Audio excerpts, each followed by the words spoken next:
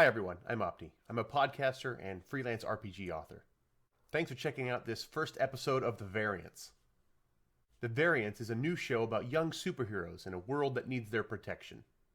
Our cast is playing Mutants and Masterminds, a superhero role-playing game set in a new world called the Optiverse. We have plans for other shows, each set in the Optiverse, highlighting a different aspect of our character's world.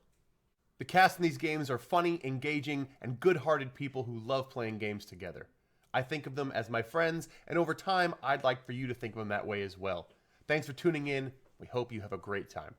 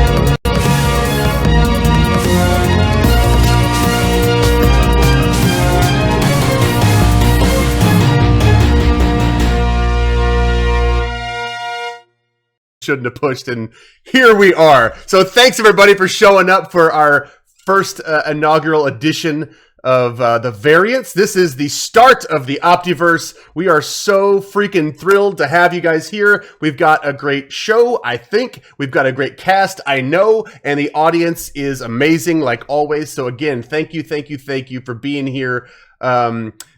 The intro, I don't know how much got through, but the Optiverse is a new universe that's going to be premiering, or is premiering right now, on the Shadowcasters network, and it starts here with The Variants.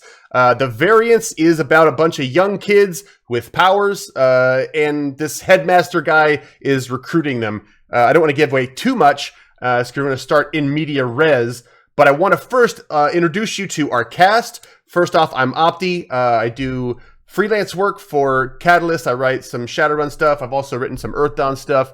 That's coming out soon. Maybe I shouldn't have said that. And also do some podcast stuff. Founding member of the Shadowcasters network and all around optimistic guy. So I have a lot of faith. This is going to be amazing. To my down is Rusty. Rusty, why don't you tell us a little bit about yourself and what you're up to? What's up, everybody? I'm Russell Zimmerman when I'm writing, so I sound less like a dog. But you, my friends, can all call me Rusty. Currently, I am, as always, knee-deep in a bunch of different freelance gigs, doing some crap for Shadowrun, doing some crap for Earthdawn, doing a bunch of crap for Wrath and Glory, the new 40K RPG, doing all kinds of stuff. You can catch me here on the Shadowcaster Network every other Sunday, where I am running A Sea of Spears, which is a Song of Ice and Fire campaign that just kicked off. So it's a pretty dope-ass month for the Shadowcaster Network if you're looking for cool games with cool people. So check us out. Right on. Thank you, Rusty. To Rusty's south is Tomas. Introduce yourself. Tell us who you are and what you're up to. Hey, guys.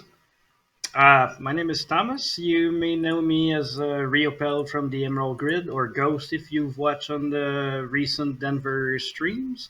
I'm also Mare on Detroit Living City. And that's about it. I run around the internet from my hometown of Montreal to play some games. And I ended up here. Right on, right on. To the top right, we have Mr. Kevin Zarnicki. Hi, everybody. I'm Kevin Zarnicki, freelancer for Catalyst Game Labs as well, among others. Also, lucky enough to be playing in Rusty Sea of Spears. Check that out every other Sunday. Aside from that, voice actor, freelance occultist, and general layabout and ne'er-do-well. I'll be playing tarot. He sees things, future things. And he's also really good at cards.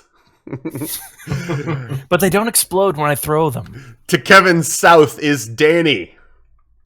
Hey everybody, yep, I'm Danny Yoon, or Danny Oliver. Currently, I work for Catalyst as the Shadowrun missions developer, making sure that the Living campaign is just kind of chugging along. And during the day, I am an army guy. That's how I pay the bills. Gaming for 30 years, happy to be a part of this, and I am playing Guishin, who is learning that he has some strange ability to control quantum mechanics. Right on. And then right below Danny, we have Cassie.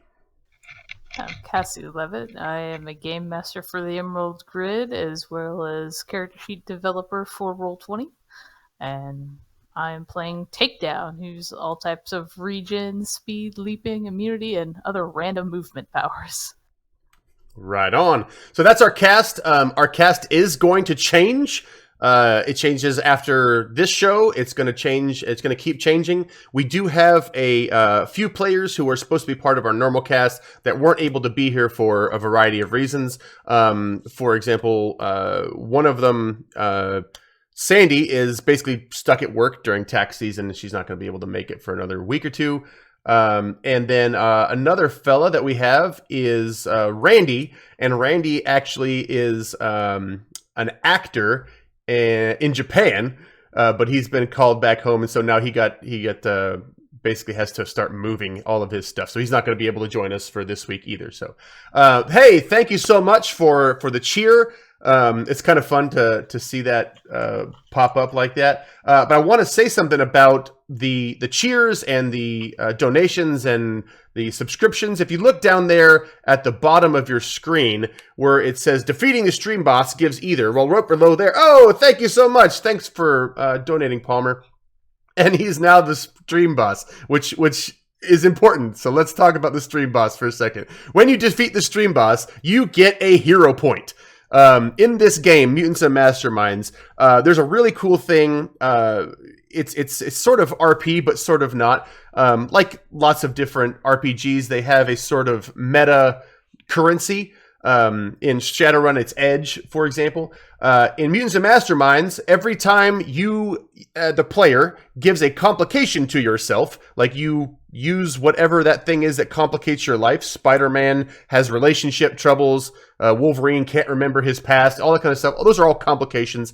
Every time the PCs use their complications to make the story more interesting or to make their lives harder, then I, the GM, will give them a hero point. Hero points do really, really powerful things, like you can edit the scene to kind of change a detail to make things really interesting, to make things go the way you want them to go, to maybe pull your bacon out of the fire. You can do a heroic feat, which means using an advantage that you don't already have. You can improve your roll by using a reroll. You can get inspiration in the form of a hint, a clue, or some sort of help from the GM. You can instantly counter somebody else's power. Like instead of preparing for that like normal, you would say, oh, I'm going to use my hero point to automatically counter that. Or you can recover immediately without taking an action, any sort of dazed, fatigued, or stunned condition. So they're very, very, very powerful. And what we've done now is that every time somebody hits the stream boss, they get a hero point. So they can either give it to one of the players, they can give it to an NPC, they can give it to the GM, or they can keep it themselves and use it just like a player would. So the audience, you guys are like the watchers. You guys are those people who exist outside of space-time, influencing all of us through your wily machinations. So I saw Palmer. You got one, so let us know in the chat who you're going to give your hero point to, or if you're going to keep it. We have a new stream boss, Plateau of Lang. We let us know which where you want your hero point to go, and yeah, that's pretty incredible. Now, also notice there at the very bottom, right above the stream boss, there's some text that says "New Optiverse art by Slobodan Jovanovic." This guy has been doing all of our art. So if you see the Headmaster, Bootleg, Silhouette, Guaishin, and Takedown, all of that was done by Slobodan, and this effer is awesome. Like, we just had a great time working with him, and he just kicks all kinds of ass doing this comic book art for us, and we want more of that. So I worked with the other Shadowcasters. I got to figure out like what it takes to put our podcasts on. We're going to do this on Twitch. We're going to have this transferred to YouTube, and we're going to put it on podcast. So that's a little bit extra of expense. We got to obviously pay. All the cast is getting paid. We're going to give them 35% right off the top of everything. So we want to make sure that we take care of them. And then we got all the other stuff that it takes to run this network. So I worked with them and I said, how much can I get if I want an extra? And we worked it out. We inserted the algorithm, and if we want a new piece of art, we got to raise $325. So please consider donating. Please consider helping us to get new art and to do other cool stuff by, oh my gosh, the stream boss just keeps getting decimated. Somebody pay attention to who's getting what, because I'm getting flustered here trying to follow along. I think the first one went to Silhouette. Silhouette? All right. Yeah. There you go. So, Silhouette, you have an extra hero point. Everybody starts with one. Now you have two. Plateau, I think you were the next one. So you can either keep that or give it to somebody. He's going to hold on to it for now. And let's see, Erica, she's going to do what? Oh, to Taro! Good for you. Taro, you now have 2 hero points. So freaking sweet. We're going to get started by giving you all a little introduction to Bootleg, and then we will be right back. Howdy, I'm Bootleg. Hey, relax. It's okay. I saw what happened back there. I'm not here to hurt you. That bigot had it coming. If he wouldn't have hit you, your powers wouldn't have triggered like that, right? You didn't hurt him. He hurt himself. Loud and clear. Yes. Didn't know if we could talk. That's right. I know that you're a genetic anomaly, and I know how your powers work. Hell, I bet I know how your powers work better than you do. Do you even know that you can fly? Ha! I didn't think so, but that's my power. That's my special gift. When I was younger, I couldn't control it either. I was accidentally copying the talents and traits of basically everyone around me in high school. I cruised onto the honor roll. I lettered in every sport we had. I was as smart as every teacher, as strong as every coach. You name it. All on accident. But over time, and with training, I learned how to control it. And I learned that I could do even more. I'm a genetic anomaly, just like you. I can find more of us. I can sense us. I can sense what we're all capable of. I know the power that's inside each of us. You manipulate energy, right? You're a genetic anomaly, energy manipulator. Well, me? I'm a genetic anomaly energy manipulator. No comma. All one thing. I find people with powers like us. In an emergency, I can boost other mollies. I can shut other mollies down, or I can even copy their powers. Bootleg, that's where I get the handle. Listen, I want to talk to you about a school, about a team. But first, I want you to hear me, and I want you to hear me good. You're okay now. You're safe. Your powers aren't going to hurt anybody, and nobody is going to hurt you because of your powers. I promise. I won't let them.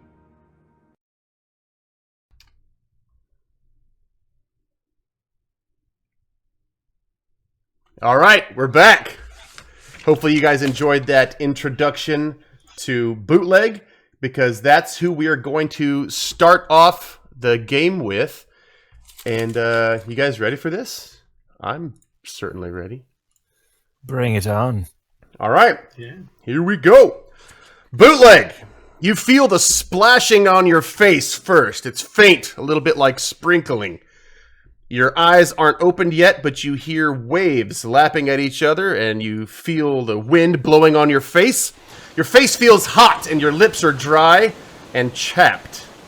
It takes a minute for your eyes to begin adjusting to the incredible brightness of the midday sun, but when the light stops hurting, you look around to find yourself on a makeshift raft with water all around you. You're not sure where you are or how long you've been there. Son of a bitch. I just gotta flop on his back for a while and glare balefully up at the sun, daring it to hurry up and go down sometime in the next 10 or 12 or 15 hours. You get the feeling that it will observe that last command, and you're not looking forward to the time in between. You try to clear your head and remember what the last thing was that was happening to you. You remember the headmaster informing you that a new genetic anomaly had appeared, and he wanted you and the team to go reach out to them. So you and Anchor and Therion, Starburst and Pace headed to Florida, ready to board a plane that was going to take you to El Salvador. But then you were ambushed in Miami by these blue and white humanoid robots. You were taken by surprise, had very little time to fight back. Your team was captured and drugged. You remember fitful sleep and dark nightmares. You woke up in a cell very briefly, and the next thing that you know, you ended up here. That was not how I wanted our trip to Miami to go. And that was not how I wanted this recruitment trip to go. I hope everybody else made it out okay, but I don't think they did. Is there anything that you want to try to do, or are you just kind of resigning yourself to waiting till the sun goes down, or waiting to see if anything happens? He's going to lay there, kind of drape his hand over his eyes to block the sun a little bit. Let the I don't necessarily want to call it the soothing sounds of the ocean, but compared to his headache, it's not the worst thing ever. He's going to let the soothing ocean sounds kind of calm him down a little bit. Use one of those breathing exercises the headmaster taught him a couple years ago. And then I'm going to trigger my Anomaly Hound power, because it's got much longer range than most of my senses, and is multi-directional. So just in case it was like some crazy underwater base, or a submarine, or if the cell was in a shield helicarrier weirdness thing, he's going to cast out all around him with his three-dimensional super senses to search for anyone else with powers. See if maybe he might still be close enough to his friends. All right. Augerless, thank you so much for the donations. You're the new stream boss. We got a hero point to take down. So everybody's just getting a huge amount of hero points. This is going to be a super fun game. Let's see. You reach out with your Anomaly Hound power, and to your actual surprise, you do sense something. Something quite familiar, in fact. Your Anomaly Hound power has the precise quality, does it not? It is ranged detect anomaly powers with acute, analytical, extended, and tracking. All right. So it's got pretty long range and lots of detail. Okay, so I thought that was the case, and so you actually do remember the signature of the anomaly that you are sensing. It is Tarot. You will remember Tarot because you and Tarot have tussled a few times over the years in your time at the Greystone Academy. Tarot is sort of a rogue, but sometimes he can also be kind of a cool guy. It just kind of depends on when you happen to catch him. So you sense him coming. The feeling of his genetic energy is unmistakable, and like a bad penny, seems to keep popping up, harassing you and your team. Your powers together, you remember, sync up in a particularly powerful way, since you both have pretty high senses, and so it increases your ability to sense genetic anomalies tenfold. And so you look in the direction of the feeling in your gut, and you see something which kind of looks like a luxury speedboat headed your way. I will mutter something under my breath that I'm glad my poor dead mother cannot hear, and I will weakly lean over the side of my raft and start to paddle away from Tarot, because I already have a headache and I'm just not in the mood for his bullshit right this second. So, Taro, you are driving this luxury speedboat. Tell us, where did you get this speedboat from? Oh, you don't need to know that, lad. No one who'll miss it. And so you see Taro, or you see Bootleg swimming away from you. You already know what he's thinking. What are you gonna do? I pull up and idle next to him, lean over the edge slightly.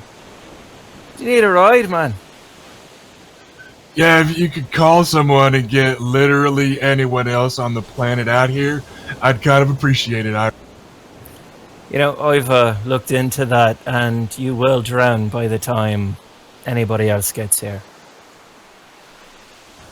Toss me a life vest and bottled water and then make the phone call. You know I've seen how this ends, don't you? Yeah, but I like making you work for it. Fine, fine. Permission to come aboard. Looks like you're the one doing all the work, friend. Toss him a rope.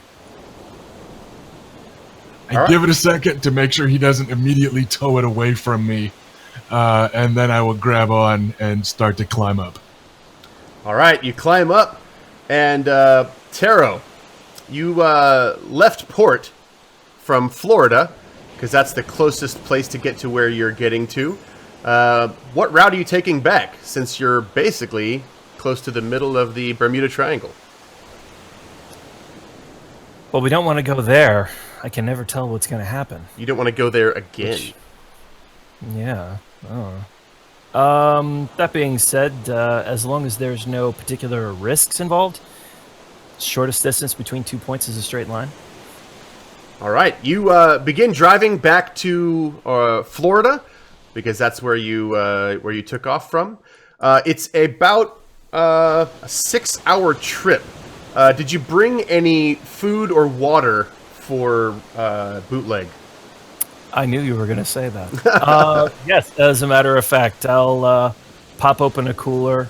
It has, wouldn't you know it, Bootleg's favorite foods. What's in the case, Bootleg? Well, it's Bootleg's most easily accessible favorite foods, because I bet it's not a cooler full of Whataburger. So the Texas boy will make do with. There probably is some bottled water, because that's just good thinking. There's gonna be a couple beers in there. There could be Whataburger. I can have it flown in. And yeah, I don't know. We'll probably go with like beef jerky. Got good salt content, stuff like that for you. You know, just solid road trip. All right. I toss him a towel. There's 6. fresh clothes as well. Yeah, you are your original variance costume is actually quite torn up, Bootleg. It is not going to be able to be worn again, and so the change of clothes might be welcome. Fine, thanks, good call, etc., etc. Hey, you didn't happen to see who the hell dropped me out here? Maybe a UFO doing a flyby, or anything you might remember having to do with blue and white robots? Or, I don't know, that sort of thing? Happen to be seen by your mystical third eye, or whatever it is you tell yourself your power is? Yeah, it's all an illusion. I just happened to be out here with a spare set of clothes and some food for you. It's clearly all a myth. Dearest GM, do I know any of that stuff, or did I just get a vision of him being there?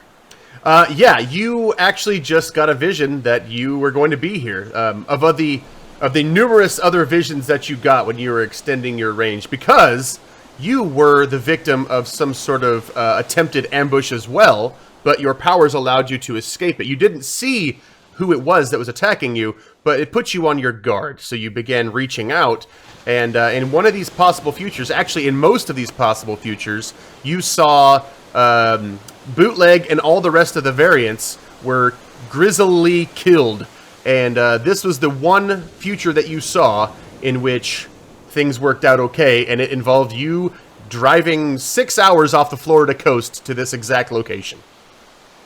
There's a lot of ways this could have gone down, my boy. I just went with the one that involves you not ending up as the gristle for a burger. Yeah, so nothing that's gonna help us except for saving me from certain death in the middle of the ocean and all that. Hey, where exactly are we anyway?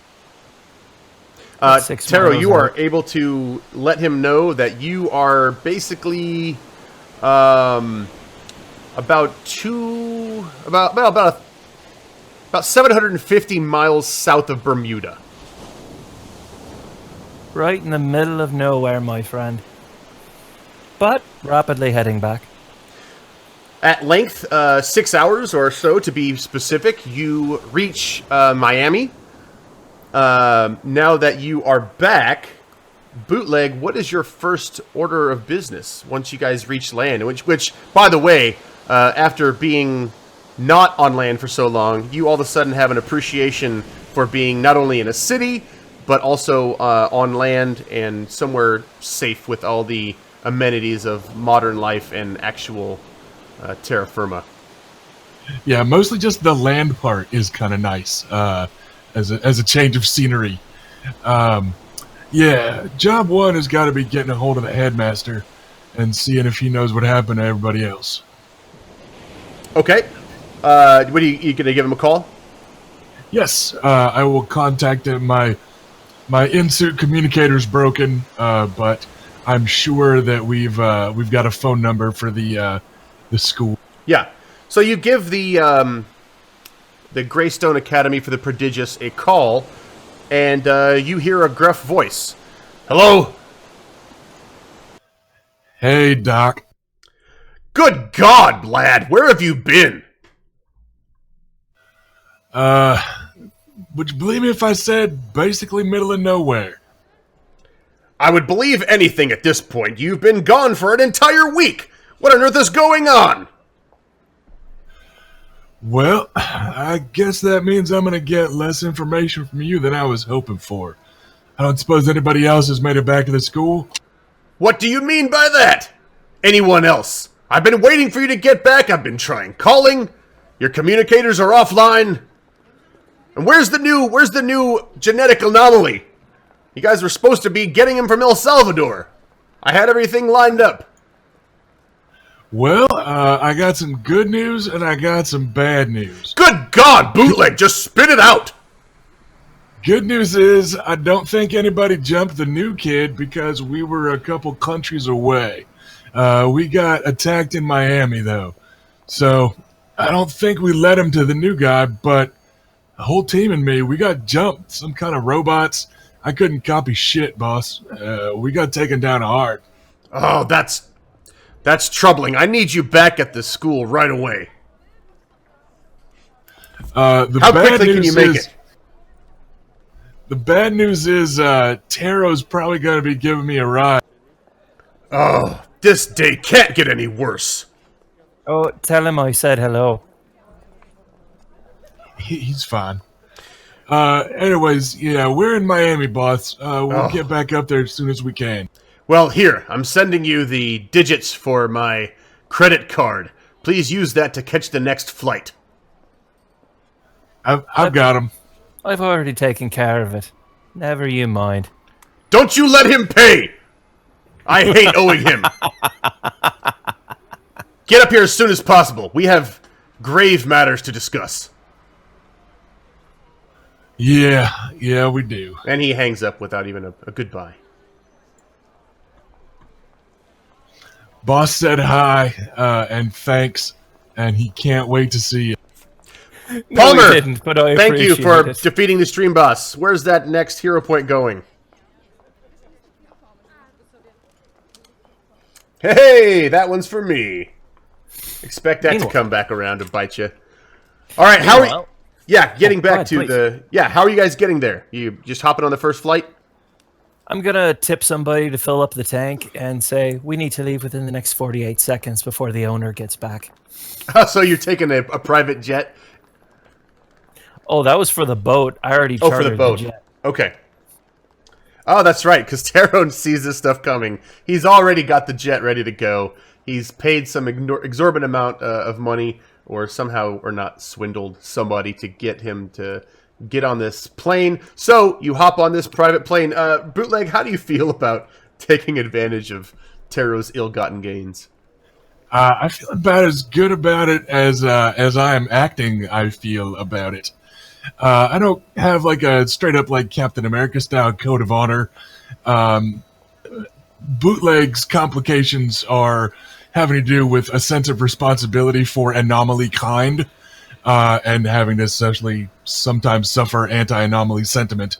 So he's not looking at like super rigid moral code, theft is wrong type of stuff, but he still doesn't like owing the resident rogue of anomaly kind and like encouraging him in this way. Sure. So it's kind of a personal begrudging as opposed to a Captain America going like, theft is wrong, children. You just don't like Taro, right? Yeah, Right. basically. And doesn't like owing him, specifically. Okay, well, you fly in this private jet, and you are aware that the Greystone Academy for the Prodigious does indeed have a small airfield on the campus. So you fly over, you kind of get this nice aerial view of the campus. Bootleg, this is home to you. You've been with the professor or the headmaster here at the academy for almost 5 years now. This is as much home as almost anything else has been. How long has it been since you've seen your pop? We visit on holidays and stuff. Kind of traditional seasonal school downtimes. Like we go through the motions of a formal college education up here at the Greystone Academy. But he goes home some during the summer, goes home around the holidays. He'd like to visit a little more often, especially after Mom passed. And I'm sure that in the prior kind of meta arc of the original variant comic book line that we will occasionally flash back to in our head and have little in-panel references to imaginary episodes of. He's probably been home for some emergencies or whatever across the years, but yeah, it probably hasn't been since like Christmas. So it's been a while. He definitely sees the headmaster more than he sees his dad. Sure. Well, you arrive, and you're not really sure how you feel about seeing the headmaster because he can get pretty grumpy when things aren't going his way. You have a sort of constant, not need, but maybe desire for him to just say, "Hey, you did a good job." He's so unlike your dad in almost every respect that the experience has been pretty jarring being here. The good news is I brought a Taro along, so I'm not going to be getting yelled at as much. I brought you along. Let's not have any illusions here. When you arrive, the headmaster is waiting for you. The headmaster is a pretty strapping fellow. He is always carrying around his trademark pipe. His mustache is quite burly, if not wild. It's always very kempt. You can tell he uses the same sort of mustache wax all the time. You've seen him put it on a million times and twirl that mustache.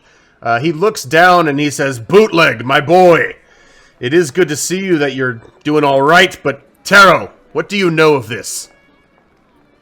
Is that any way to say hello? Stop the pleasantries. You and I don't need to talk any more than is necessary, but they've got my kids and I want to know what happened. I could tell you roughly 5,863 places they might be. I know most of them are very unpleasant. Well, could you get back to where you think... Bootleg, where were you? Tell me what happened. I was floating in the middle of the ocean like fucking Jack if he got some room on the door at the end of Titanic. I was just me and a bunch of detritus floating down there in the middle of the goddamn Bermuda Triangle. Last thing I remember was a fight in Miami. I remember some kind of weird cell. Then waking up to sunburn and salt in my mouth. Bermuda Triangle, you say? Yep, pretty close to it, at least according to the nav on that borrowed cigarette boat.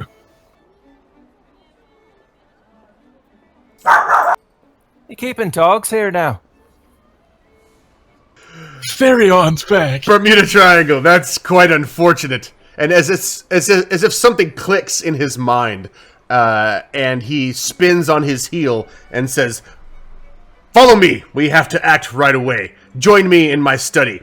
If you're hungry, boy, there's rations in the pantry. I know you like that potted meat. Wait, was that pace? At any rate." That was I lean Pace. into Bootleg. Who the hell talks that way? Rations. Anyways, in we go. In his study, which, is a sort of classical gentleman study. He's got books all the way around. He's got a Chesterfield lounging couch sit out there. He loves to just sit in and read.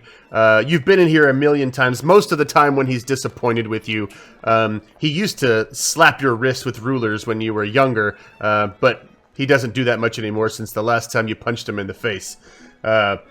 Now, he simply just pushes a button and these books sort of come out and reveal a map of the United States. And there's a little bit more than the United States there. It's got also a little bit of Central America. He says, observe this map. We don't have time for the usual pleasantries, so I'd like you to reach out to 3 of these anomalies. These stars there represent the anomalies that I've been able to ascertain. The time is of the essence, clearly, or I'd have you round up all of them, but a team of 4 should suffice. Unless Taro here can find his courage and stop being a cad for the moment, then you'd only have to get 2, and your chances of rescuing the variants should increase. What do you say, Killian? Bootleg, why don't you do me a favor and amp me up some? Is that a yes? Yeah, we'll see what we run into down there. Well, seeing as you've been so courteous, headmaster, this is going to come at a slight price. What's the price? Because I don't like owing you. Oh no, payable immediately. Bootleg, my lad, you're the one who can help me out. There's something I need to take a look at, and I just want you to boost me up enough that I can get a clear sight. Oh, dear After God. that, my vision is yours. No, we're going to have to recruit a couple other mollies first. I don't have any just lying around in the academy. Maybe you forgot, but we lost the rest of the team. Bootleg, do what he's asking. He'll be a much better boon to you than trying to recruit more anomalies. Do what he asks, and then we'll take him along. I remember he's at least good for his word when he makes a promise. Amp him up. Do what he says. I'll take responsibility for whatever nonsense he gets into. The team is... Does that mean... Team is more important. Does that mean... Oh, Headmaster, does that mean you're volunteering to let shut us up, in Killian. first? Bootleg, amp him up. Only if you're donating, Headmaster. I don't see any others around for him to drain. He's amping your... fine. Bootleg, drain me down and amp him up. All right. And with a glance, which looks mysteriously like rolling his eyes, and is magically accompanied by an exasperated sigh, Bootleg will psionically link with the headmaster and drain his anomaly powers. There's a ripple in the air around Bootleg, a ripple in the air around the headmaster for a second. The two of them link, and then the energy just ripples around Bootleg for a moment, and he glances over towards Taro, and Taro will get himself a boost of about 30 character points, which is a not insignificant increase in any sort of powers, but especially in sense. So normally, Taro, your power works when you're concentrating. It works sometimes involuntarily when there's a particularly nasty threat to you. But now, not only does it work in helping you see the future, possible futures, but your other senses are enhanced as well. You can see, touch, taste, smell all these possible futures, and not only in the limited radius around you, but for about 5 minutes, your mind is opened to possibilities that are even further down the line and even further geographically than you are used to. This has only happened once or twice before in this same scenario with Bootleg, and it is delicious for you. Already your mind is planning what potential capers that you could possibly get into or what machinations you might be able to pull out of this. I have an ulterior motive, and I'm first going to glance toward that, and for the sake of maintaining some narrative mystery for you lucky viewers, just know I've seen something that I wanted to see. That'll come up later. There you go. Opti and I will be discussing that behind the scenes. I'll take what... And with a haunted look, I sit down in a leather chair, my eyes still glowing white. And now I'll start looking for these little anomalies that he needs. Okay. Headmaster sort of rubs his head. He's got that sort of silvery, almost like a technological implant on his head. He rubs that spot as he takes a seat on the Chesterfield, and he says, "Bootleg, I didn't like that any more than you did, but we clearly have to get started now. Killian, I suppose I can stop wishing that we were better strangers, at least for the moment. You get this done. You help me rescue the variants, and then next time you come up against them, I'll have them wallop you a little less hard next time." They've never landed a punch, and we both know it. Well, looking at the map, the anomaly I sent you to reach out to in El Salvador is a little bit too inconveniently far away for our timeline. There's another in Minneapolis. There's a third near San Francisco. The fourth is in Seattle, and the last is only just an hour's south drive into Proud Haven. To that end, I've been in contact with the Duwamish tribe in Seattle. They've said our variant, Mr. or Mrs. Indigo St. John, has gone missing. That's a mystery I'd like to solve, personally, but once again, it'll have to wait. I've made several calls to the anomaly here in Proudhaven, but she keeps hanging up on me whenever I mention the school. Doesn't she know how prestigious we are? Anyway. She's probably scared. Most people don't.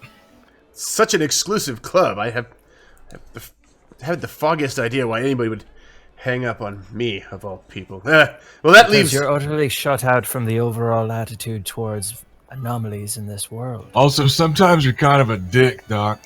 I just don't understand this hate towards anomalies. Why... Never mind. That leaves San Fran and Minneapolis. You take your pick, Bootleg. Get on the plane and head to either first. You can go ahead and use the Academy's credit card. I'm going to sit here and recover, if you don't mind. All right, let me just pack some stuff real quick, and we'll hit the road. I would make the joke about not coming back no more, but that's exactly the opposite of what I want. I want you to bring back the other variants, no matter what it takes. The other variants are the most important, you understand. Sure thing, Doc. Your life is, well, let's just say it's less important than the others. I want know, you to Doc. do what's necessary. I always do, Doc. That's right. That's your superpower, it seems. It's just making sure things happen. Well, you and Taro here are good partners. You just do whatever you want to all the time. Never a care for... Anyway, get out of here.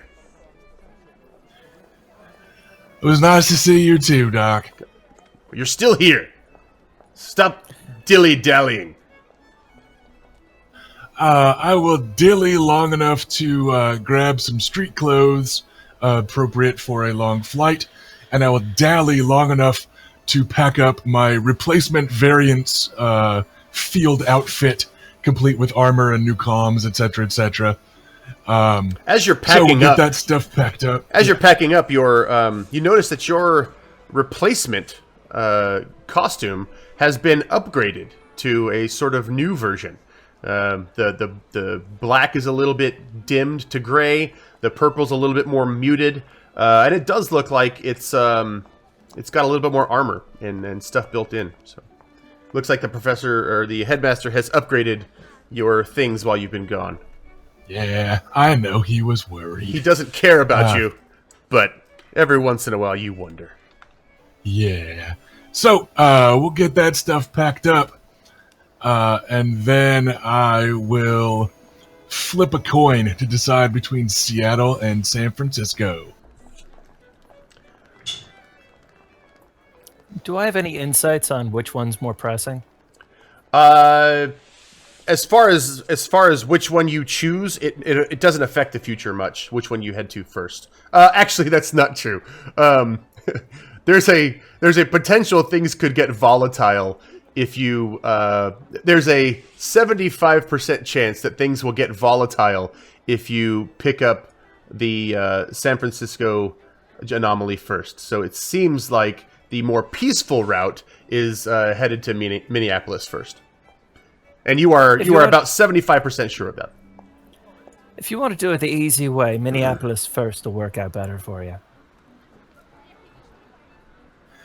I will give Taro a long, suspecting look, because we did already pay him, and maybe he just thinks it will be funny to fuck with us now. But which he absolutely has done in the past. Yeah. He has told you something that he was absolutely sure about, only to lead you into a situation which was not only embarrassing but potentially dangerous. So you know the kind of person he is. If I don't screw with you, you won't learn anything. So I will give him a suspicious look, but I will give him that suspicious look instead of looking at the coin that I flipped and the sides that I had mentally designated. And instead, I will pocket the coin, and we will head towards the airport. And Minneapolis first it is.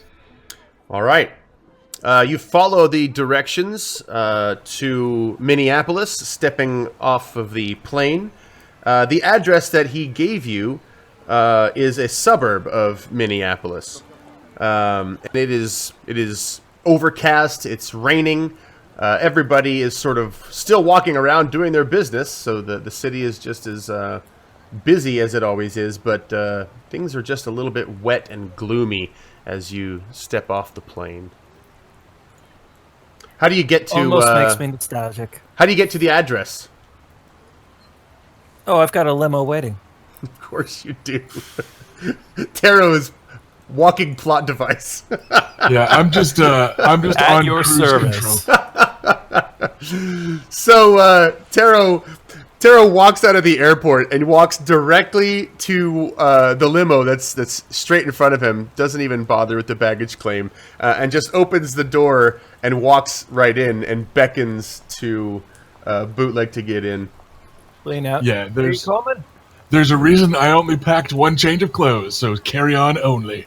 Also, it's never a good idea to let your pursuit go through customs and stuff. Yeah, I will continue to begrudgingly enjoy living on Taro cruise control, and I will duck and park myself in the limo, and then try to remember what else the headmaster told us about this mysterious Minneapolis anomaly, so that we can know who we're looking for and what their name is and stuff. You've often found yourself wondering how the headmaster comes up with these anomalies, how he knows where they are, how he knows where to find them, and how he knows what their powers are. The only thing that he would tell you about the anomaly in Minneapolis was that they had some pretty heavy physical powers. So we've got an address, and I know with a vague sense what kind of powers to look for. So I guess that kind of puts the onus on me. You have a name, Jordan Ledger. So yes, you arrive... So we did get a name. You did get a name, yes. You arrive in a suburb of Minneapolis. it looks sort of like a nice home. It's dual level with the garage on the bottom. Looks like a second story and a living room, kitchen type area off to the side. All things considered, looks like a very nice, well-to-do neighborhood. Obviously, no kids or anybody is hanging out outside due to the rain. But yeah, looks more or less peaceful. All right. We'll sit in the limo for a second, and I will give Taro a long look. All right. Within the frame of the understanding that I can shut your powers down and whoop your ass if I have to, I need you to let me know what kind of sales pitch is going to work best with Jordan here. I'm looking at you, GM. You can't really see many ways this goes bad. It appears as if this anomaly is more or less willing to come with you no matter what happens. This is the easy one. Just be your usual charming self. And remember, these people have been outsiders with deep secrets that could get them killed. Little sensitivity might go a long way. I'm nicer to basically everyone on the planet than I am you, right? Like, it's important that you understand. You're unique. Why is that, anyway? Yeah, because you forgot Paris. All right, let's go. You head to the door, The limo. give a couple of knocks, and a darker-skinned gentleman answers the door, and with a pretty heavy accent, maybe Spanish or maybe even somewhere in the Middle East. Yes, can I help you? Hi there. My name is Billy Colt. I'm from the Greystone Academy for the Prodigious. I'm here to speak with Jordan. Oh, that's.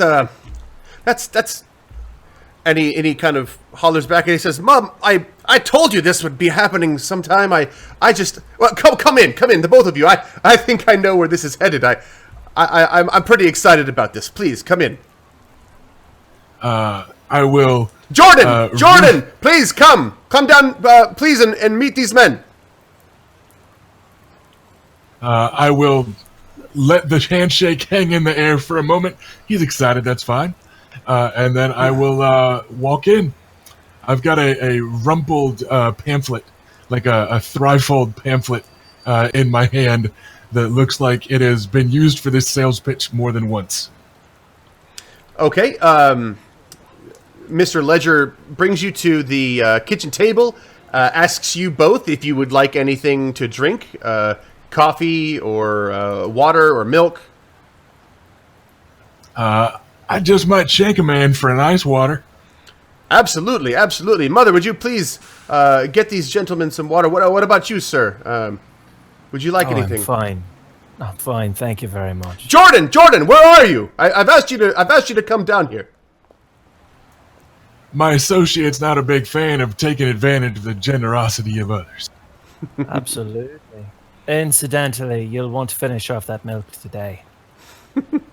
He gives you a kind of odd look. At this point, there's another person who comes to the door, actually knocking on the door, and without even opening it, or without him going to the door opens, and a toddler runs in. It's a little African American girl. She runs in and she says, "Grandpa!"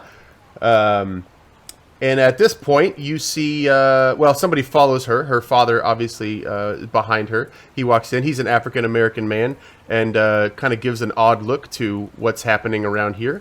And then Jordan, or Takedown, you are coming down the stairs to find out what all the commotion is. Yeah, imagine Jordan is probably dressed in a pair of kind of bicycle shorts, as well as just a shirt, and has taking off those gloves you use for sparring. She's clearly been upstairs or something working out. She is short brown hair, tall, thin, just looks like kind of sculpted muscle, not bulky, but just like a runner's body. And she looks at her father, looks at these two, and probably sees the hope in his face, and then just looks straight at Taro and asks, "Are you the one who's going to make me famous?"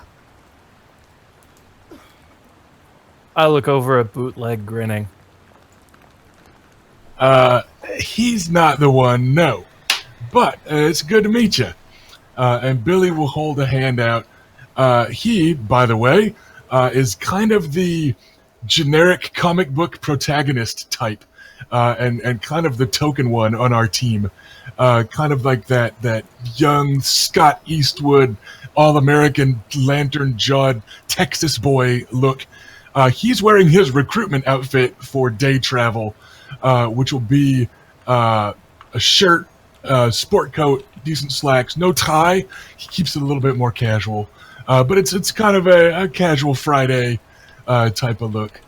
No, he isn't, but I might be. All right, then. Let's do it when we go. I look over at Bootleg. Told you. Good to meet you, Jordan. My name is Billy Colt. I represent the Greystone Academy for the Prodigious, and you are exactly who we're looking for in both ability and, it would appear, temperament. We've got a limo waiting right outside. We can leave as soon as you'd like, but I don't want to interrupt any plans you might have had going on immediately. Yeah. Give me, And she kind of looks at her brother and father, and probably mother who's entered the room. Yeah, give me a day. I'll get packed to be ready.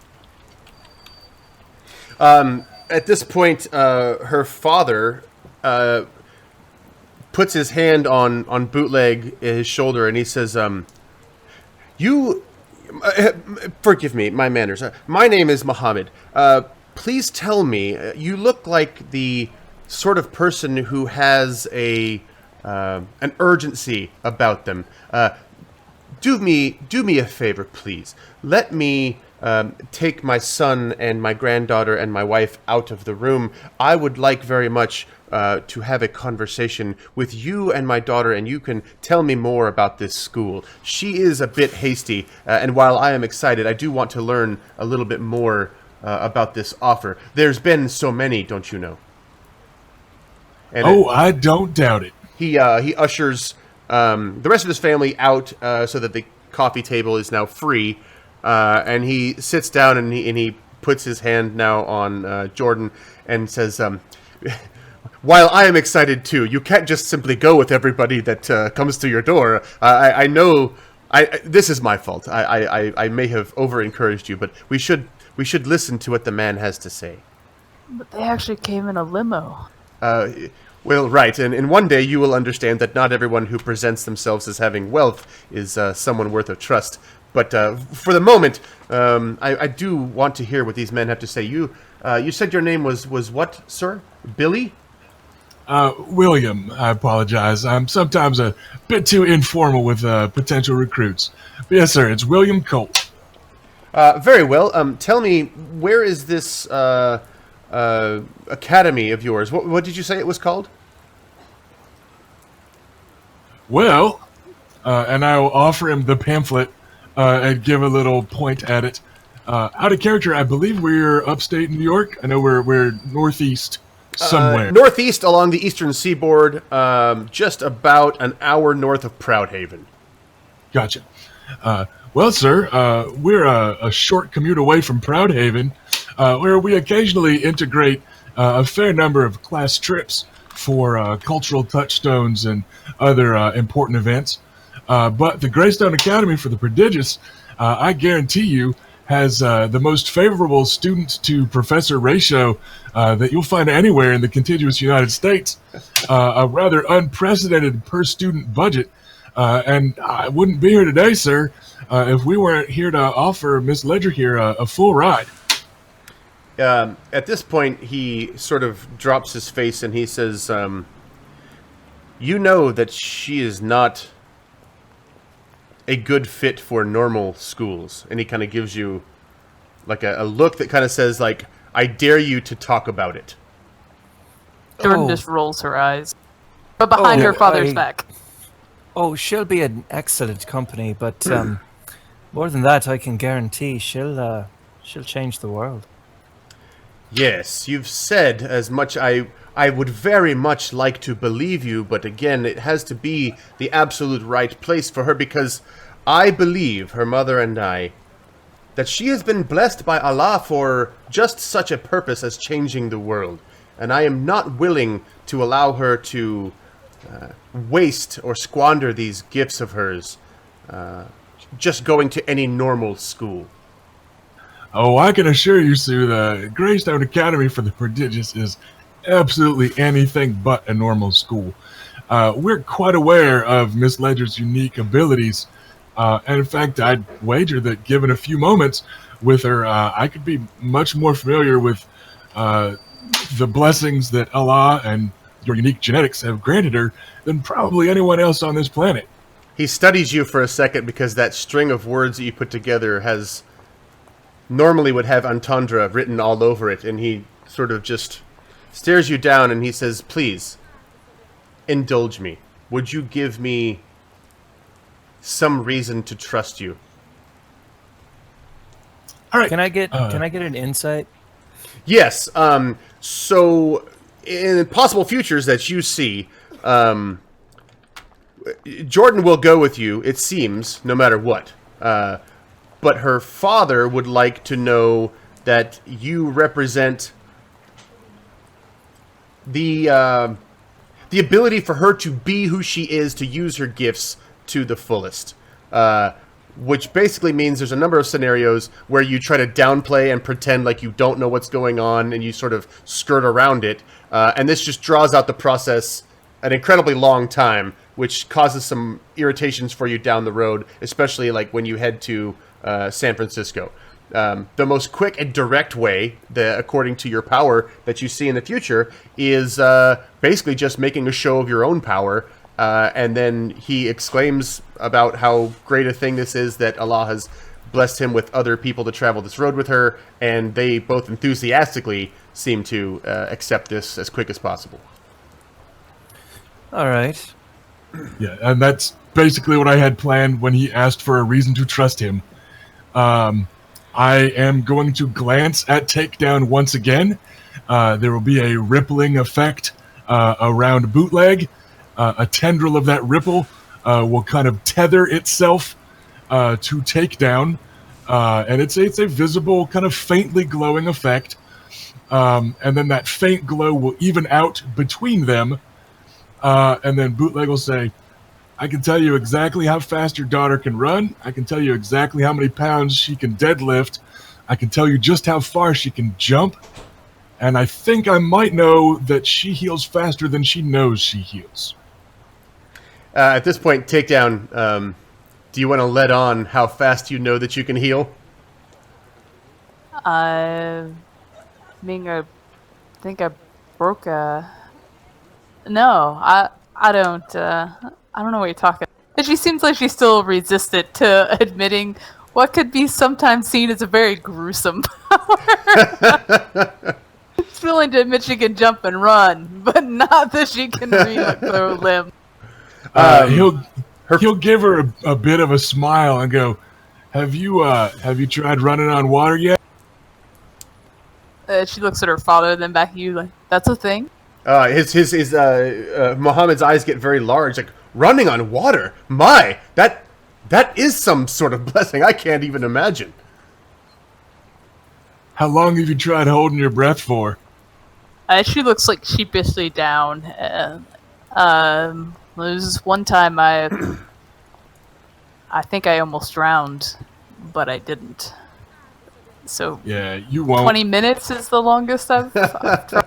20 minutes? Good Lord, you could have been hurt.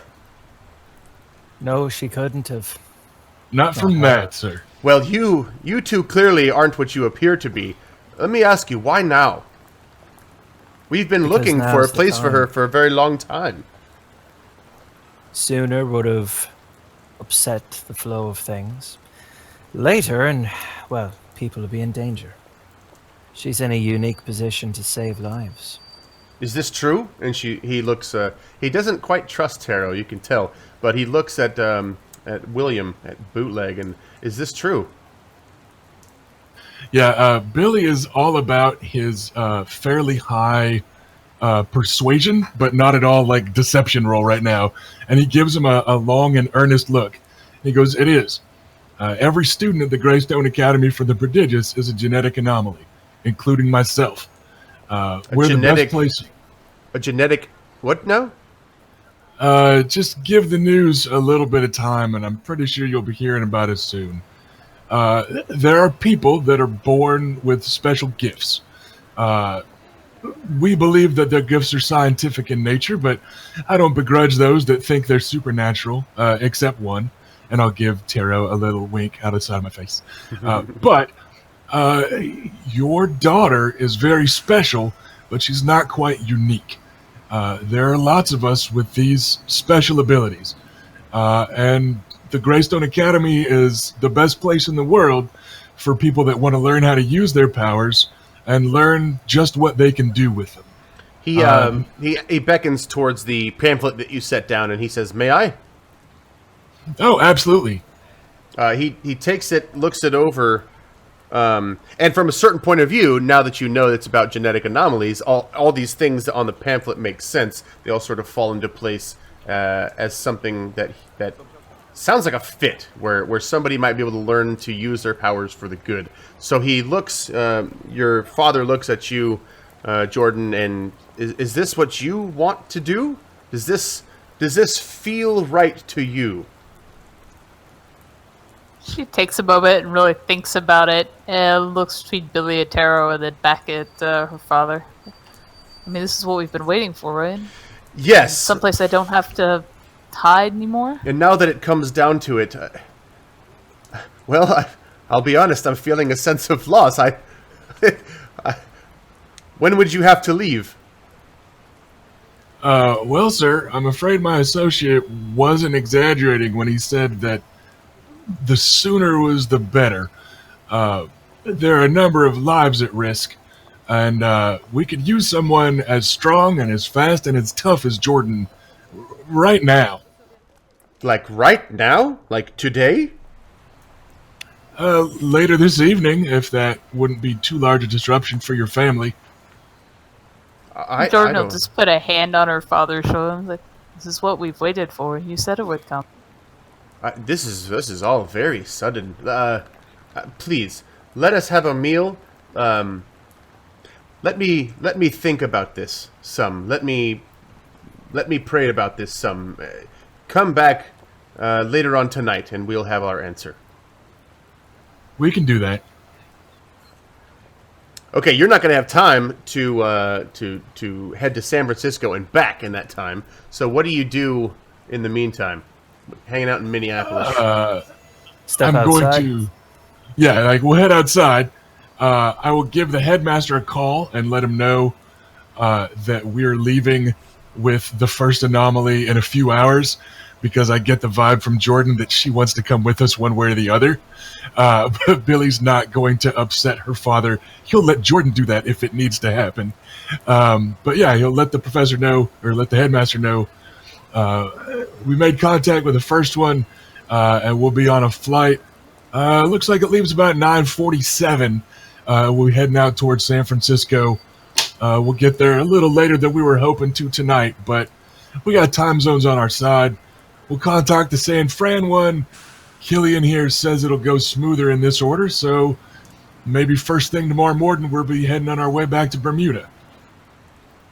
Taro, you get the distinct impression, as you're getting into the limo and letting your mind drift a little bit, that both Jordan and her father seem like they would be swayed if you mentioned that there was lives at risk.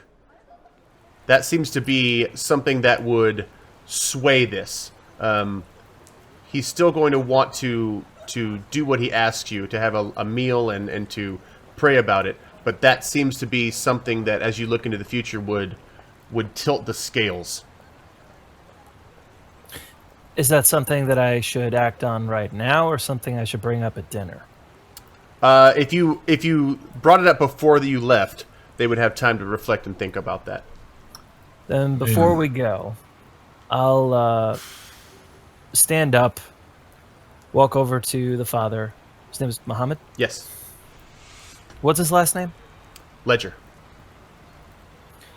It is clear, by the way, that both Jordan and her brother are adopted.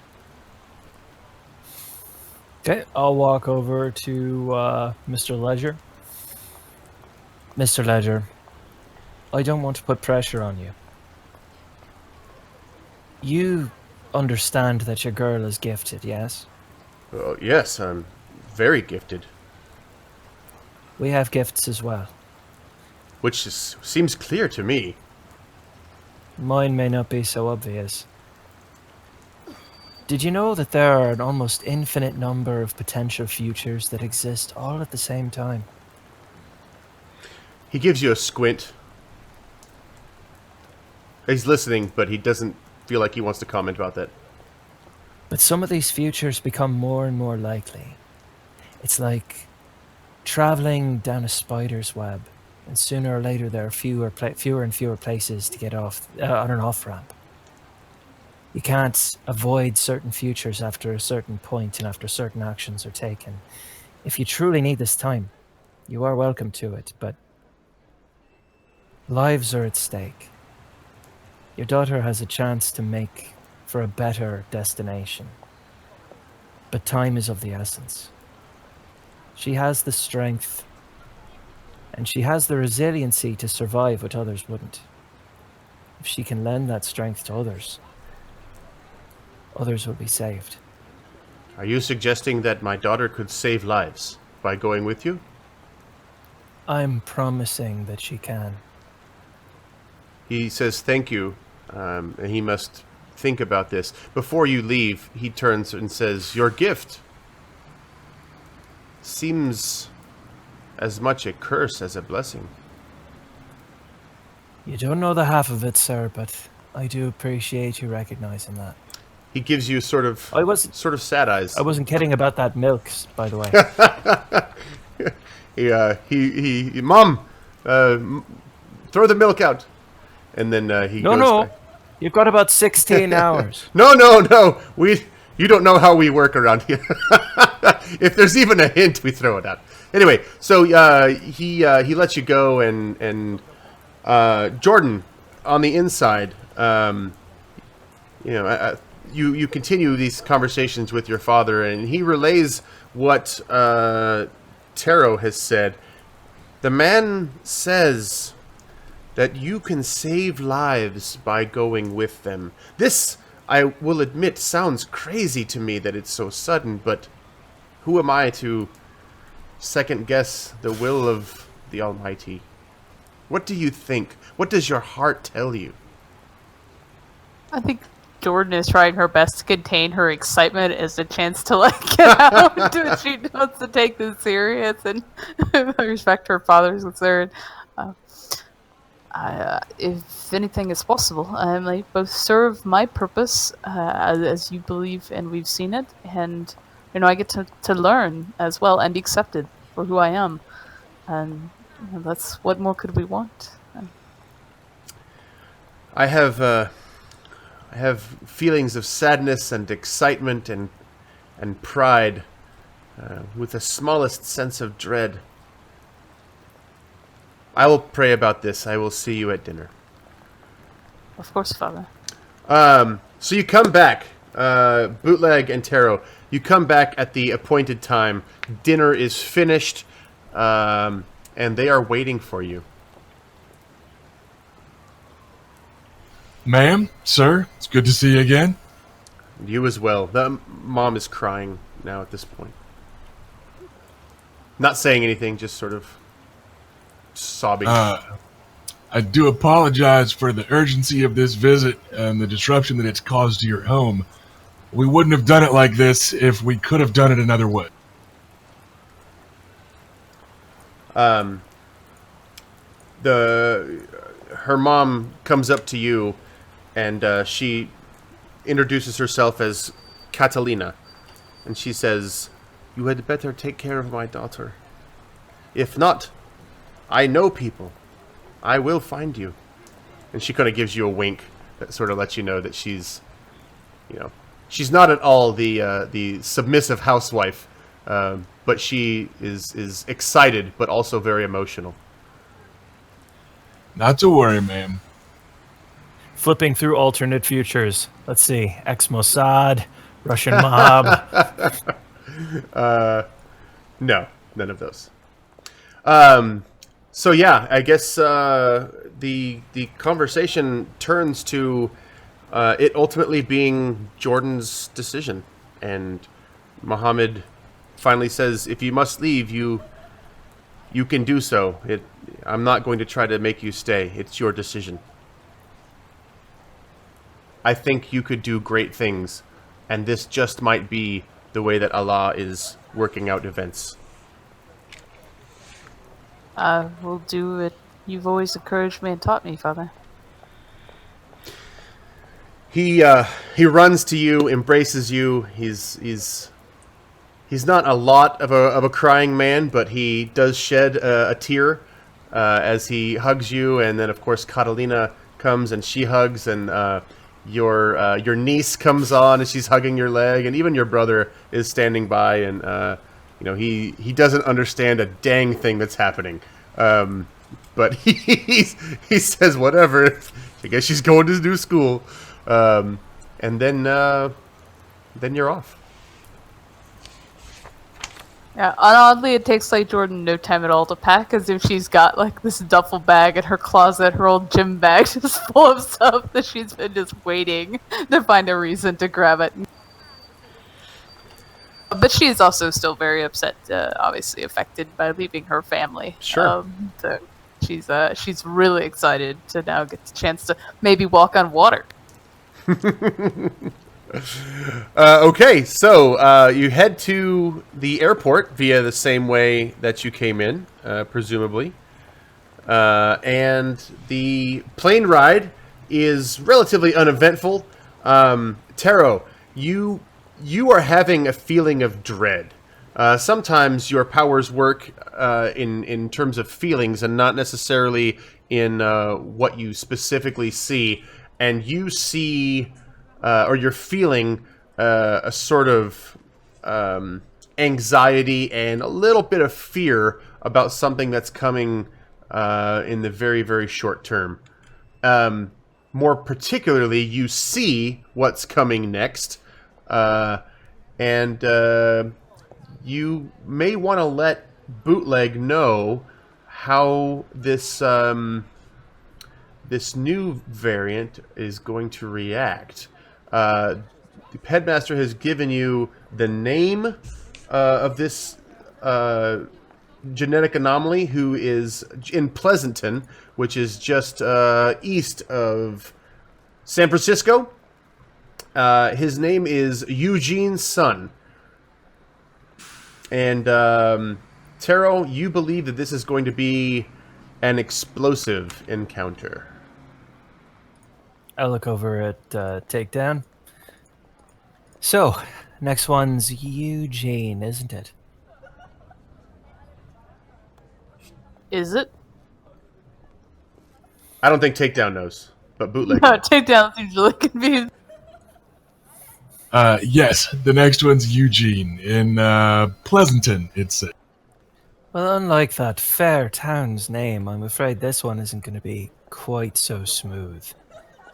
I keep getting an impression of an explosion. One reason why it was better that we take this fine young lady first. Trial by fire, my dear?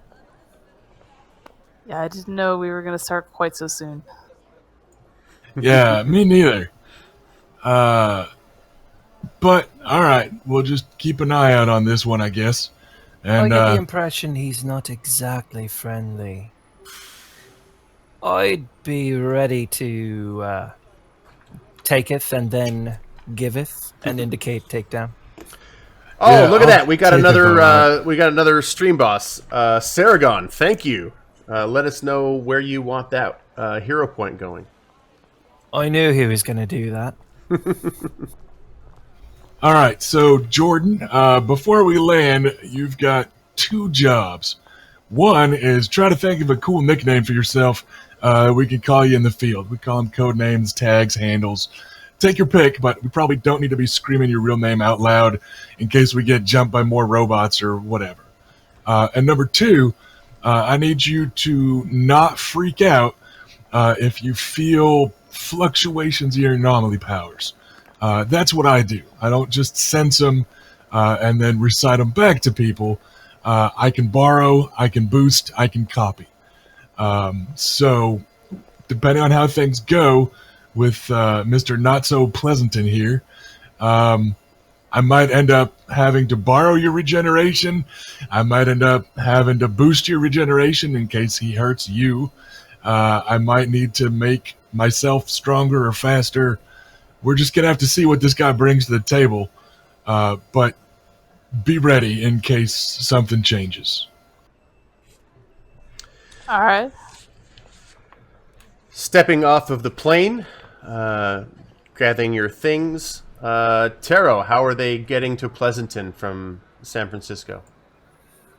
Oh, I've got another limo waiting.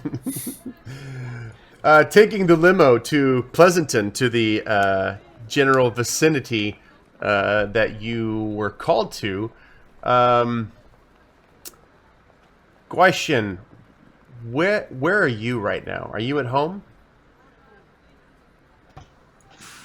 So what time is it around? It's actually fairly late at night. It's around 11, I would say. Okay.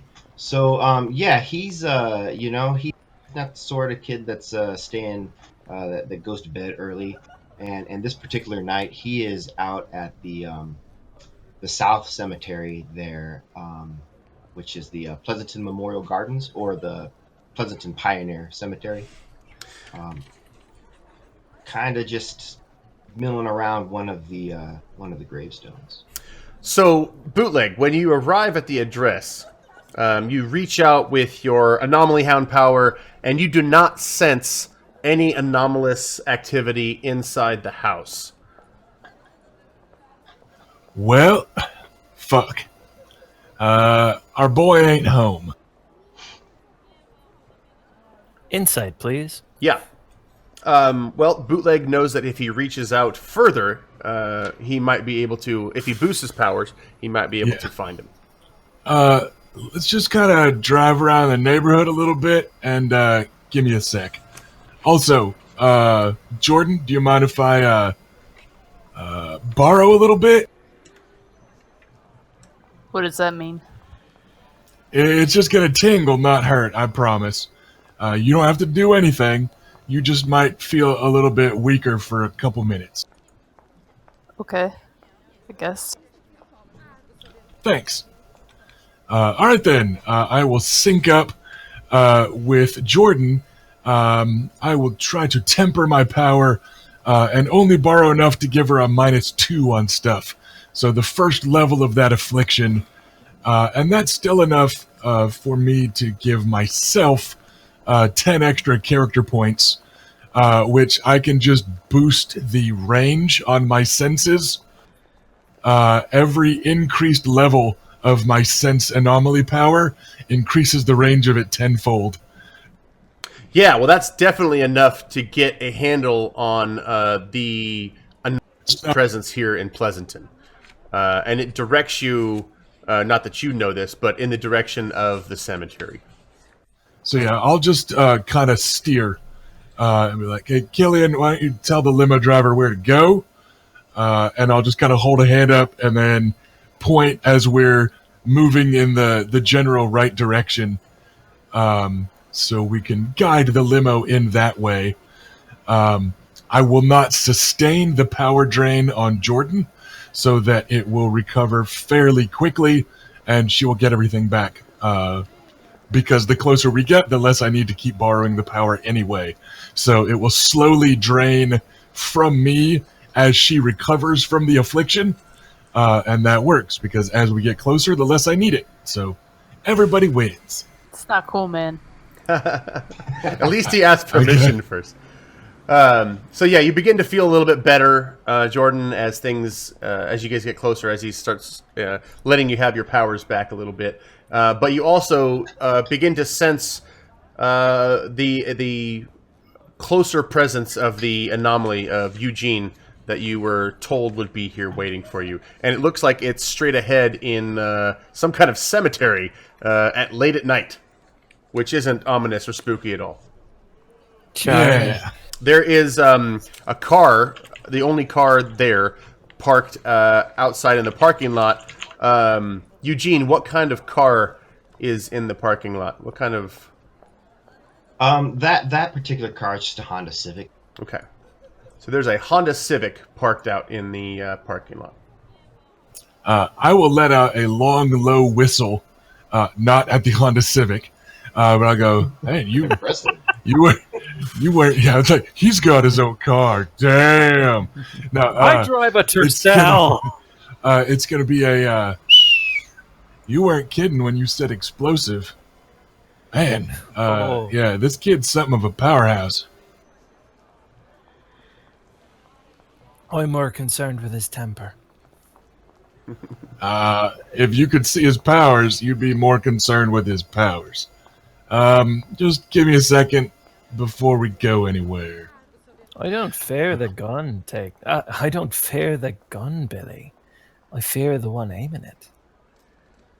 Yeah, this is a pretty big gun, and you should. So just give me a second. All right. How exactly did you see this going down anyway? Inside, please.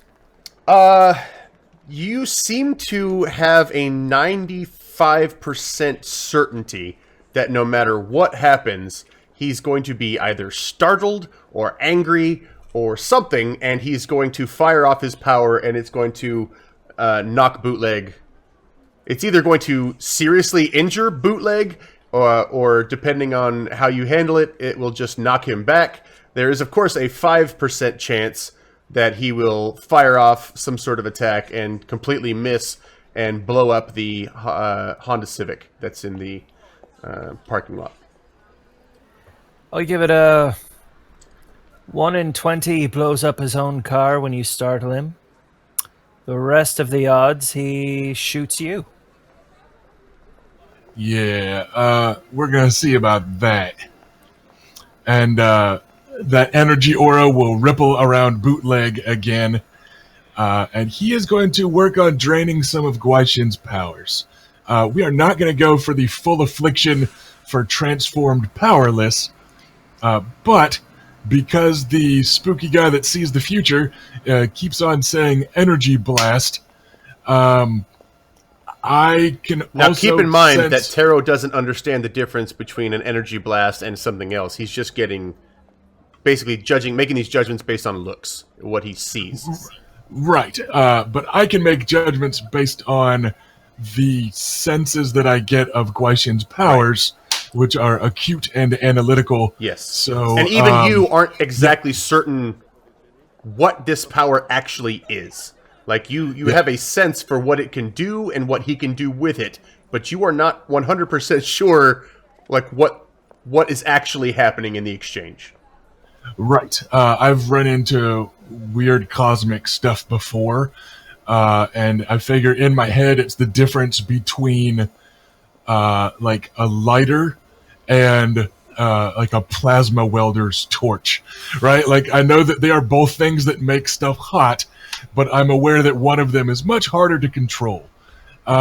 So, yeah, we're gonna try to just gonna get him drained down enough that I can then copy his own force field to use at him, because I know that his power can withstand his power. And I feel like if startled is the mood he's going to have, hopefully an angry outburst will unstartle him and kind of hold his attention.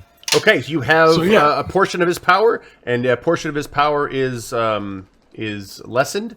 So how are you going to proceed going into the cemetery? Killian, you want to stay here out of line of sight? Well, if you insist. Just making the offer, but I know you've been doing a lot of do-goodery for the day, and maybe you got to go push over a stroller or rob an old lady or something while I'm not looking. You know, But you, Jordan, you and I are going to go for a walk. You're not gonna do that thing again on me, are you? I might boost your powers in case this guy goes crazy and like blows up a large AoE, and I've got to help you regenerate a little bit more. But I like that one better. Yeah, You haven't been boosted yet. You don't know what that's like. That's going to be a trick. yeah. As a general rule of thumb, if an anomaly has proven himself to be dangerous, they're going to be the one that I drain, and my buddies are going to be the ones that I boost. See, enrollment at the Academy of the Prodigious already comes with perks. Yeah, I don't know what any of that means, but this looks like it's gonna be fun. All right, so you walk into the cemetery. The gate creaks really awkwardly. Yeah, Taro. I'm going to go AFK for just a moment. Sure. But before I do, as Bootleg starts leading, I whisper to Takedown as she passes by, "I'm not half as bad as he makes out. By the end of all this, well, you'll see." Okay. After the spooky warning, you creak open the door to the cemetery, and it makes a much louder creaking sound than you wanted it to make, as is always the case. And the fog that is rolling in off of San Francisco has pervaded the cemetery, making everything just even more spooky than it normally would be. The smell of fresh earth, a recent funeral that has taken place, is hanging around you, and it looks like your anomaly, from the way that you're feeling, is over towards the northeast corner, and you get a slight glance at him. Looks like he's standing by particular graves. Jordan will notice that while Bootleg is still going through the motions of walking, it looks almost like a video game character, like when they're a little out of sync with the ground that they're standing on, like when they pivot weirdly in the middle of a step. And you actually notice he's actually flying about 4 or 5 inches off the ground right now.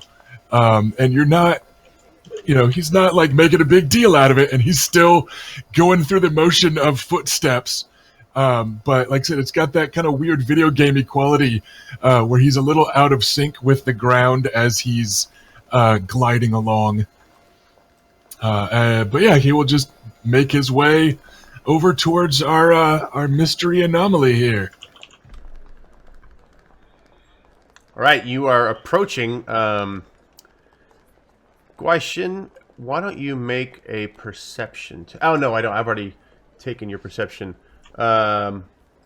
You don't notice anybody coming until they are about 25 feet from you, at which point you hear a branch crack beneath their feet, and you are somewhat startled to see there are 2 people approaching you near midnight in the dark cemetery. He turns quickly to the sound. Hey, sup? And he just kind of looks him up and down. He's kind of short to middle height, and wearing basically what looks like a tracksuit. Evening. Pretty sure your name's Eugene, right? Who wants to know?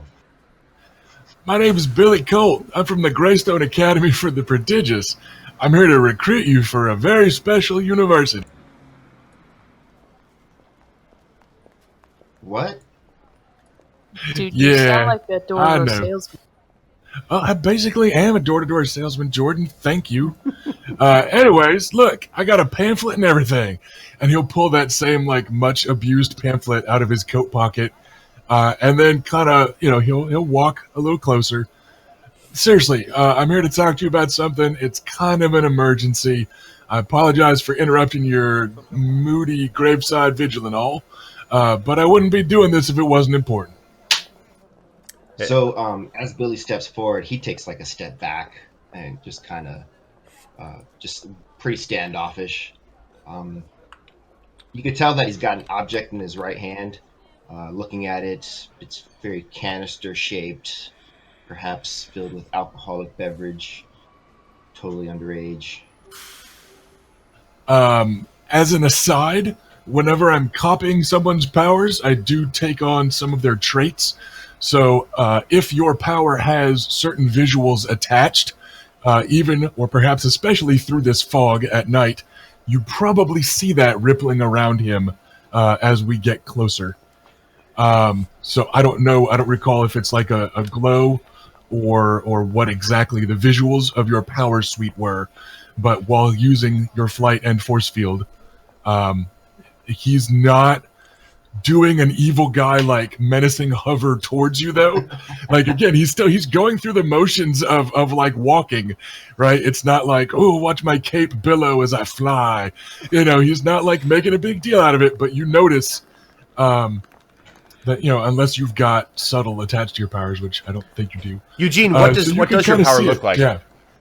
So if it's manifesting, it just kind of it's the best way to describe it is waves of heat that create that sort of mirage effect. So it's kind of a rippling in the air that doesn't necessarily have a color attached to it, but it's very noticeable. It creates distortions within the field of it, and it almost seems like there's sparks within, but they're not light sparks. So it's so you're looking then at Bootleg as he's walking up to you.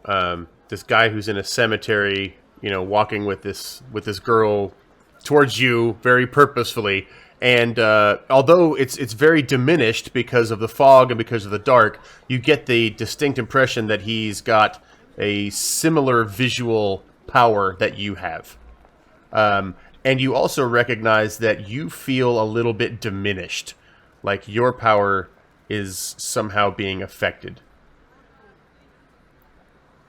Look, man, I ain't trying to hear about no school. I'm just take a step back. All right.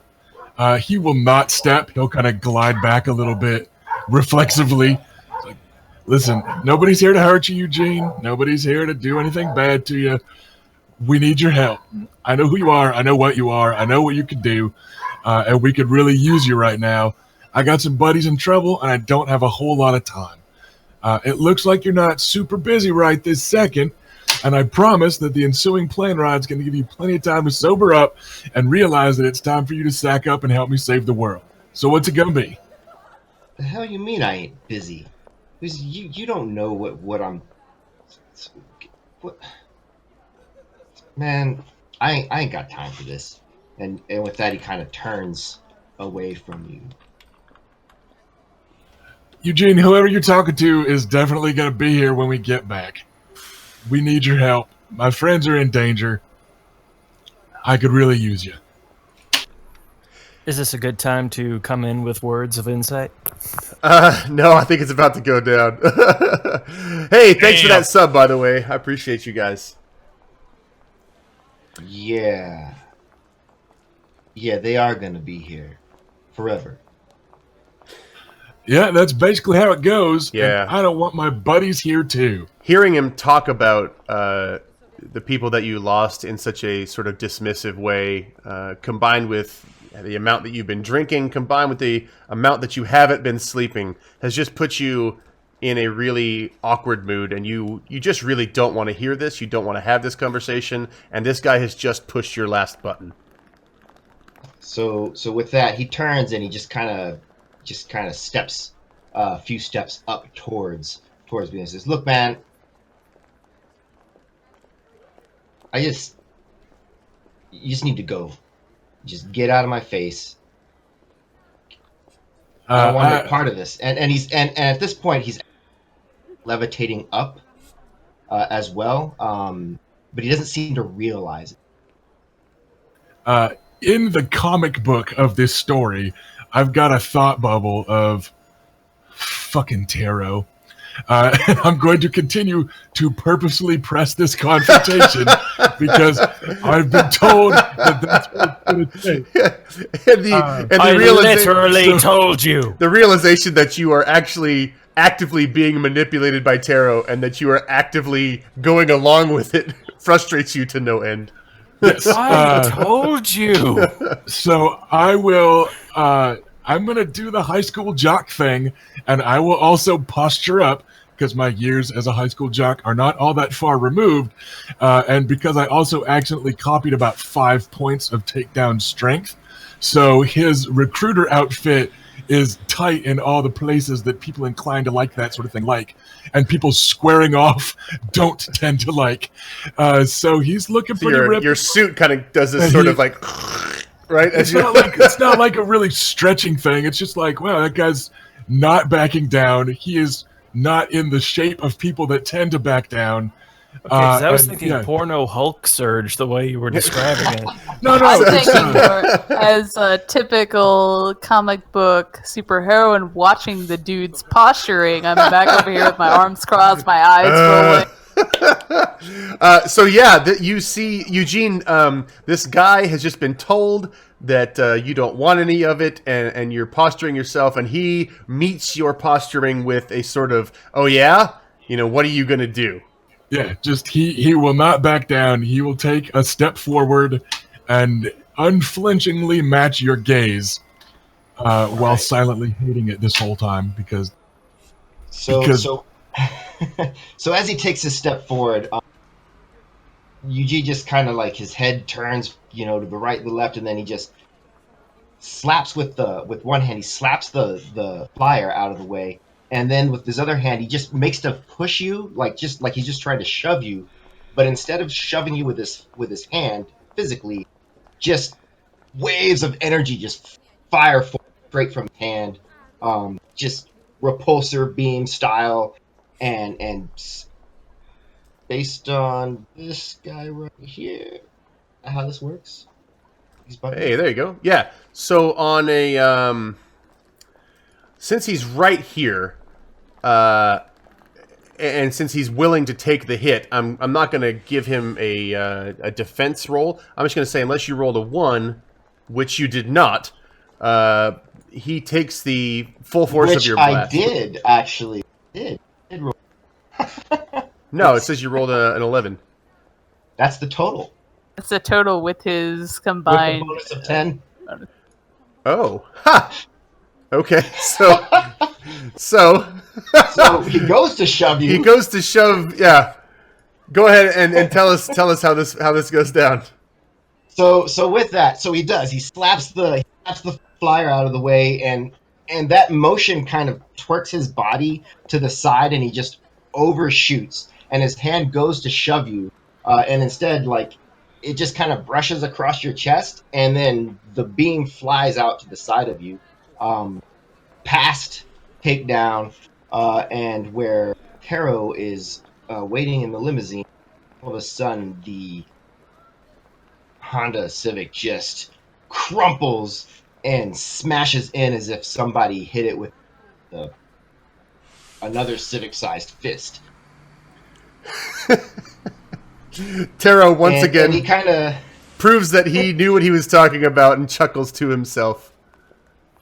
I step over to take down, hand her a bottled water. I wish this wasn't necessary. Don't worry, it has a happy ending. And as he looks up, he sees what happens. Oh, fuck. it's important to me that you understand, A, I could have stopped that, and B, I can stop you from doing it again. Now, are you going to let me harness that, or are you going to make me shut it down? You going to help me save my friends, or are we both going to have to mope in a graveyard somewhere because you said no? Who are you even?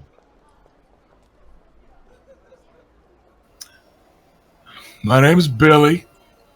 I'm from a school, and every other student in this school is in trouble because we got attacked by robots.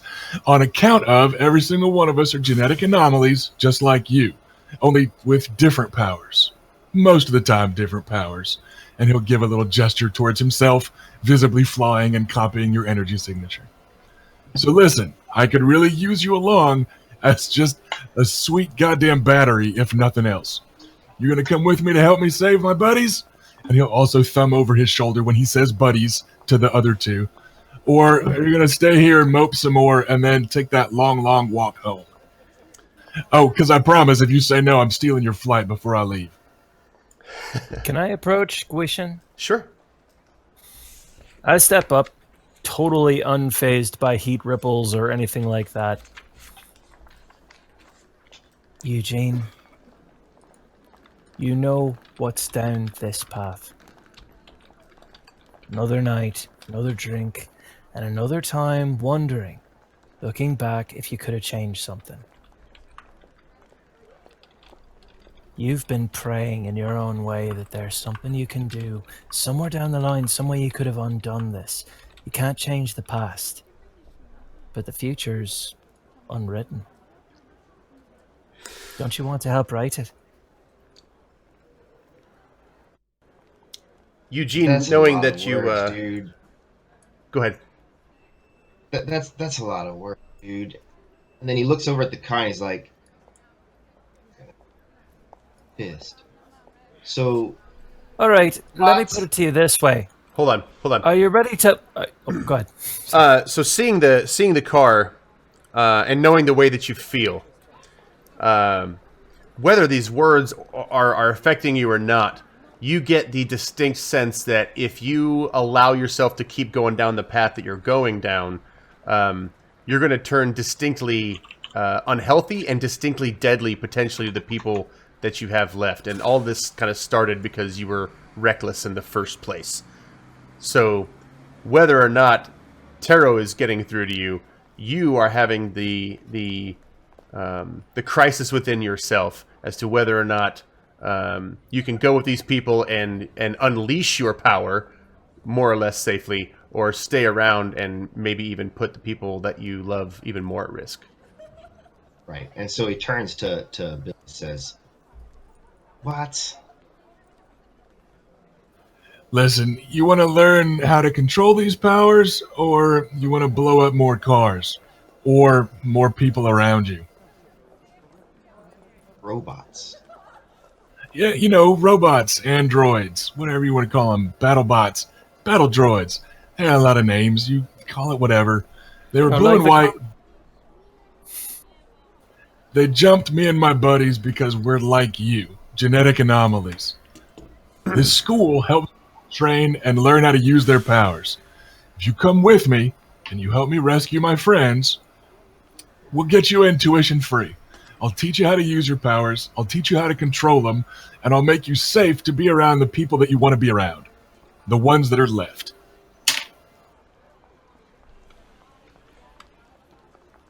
Bet. All right. Let's do it. All right.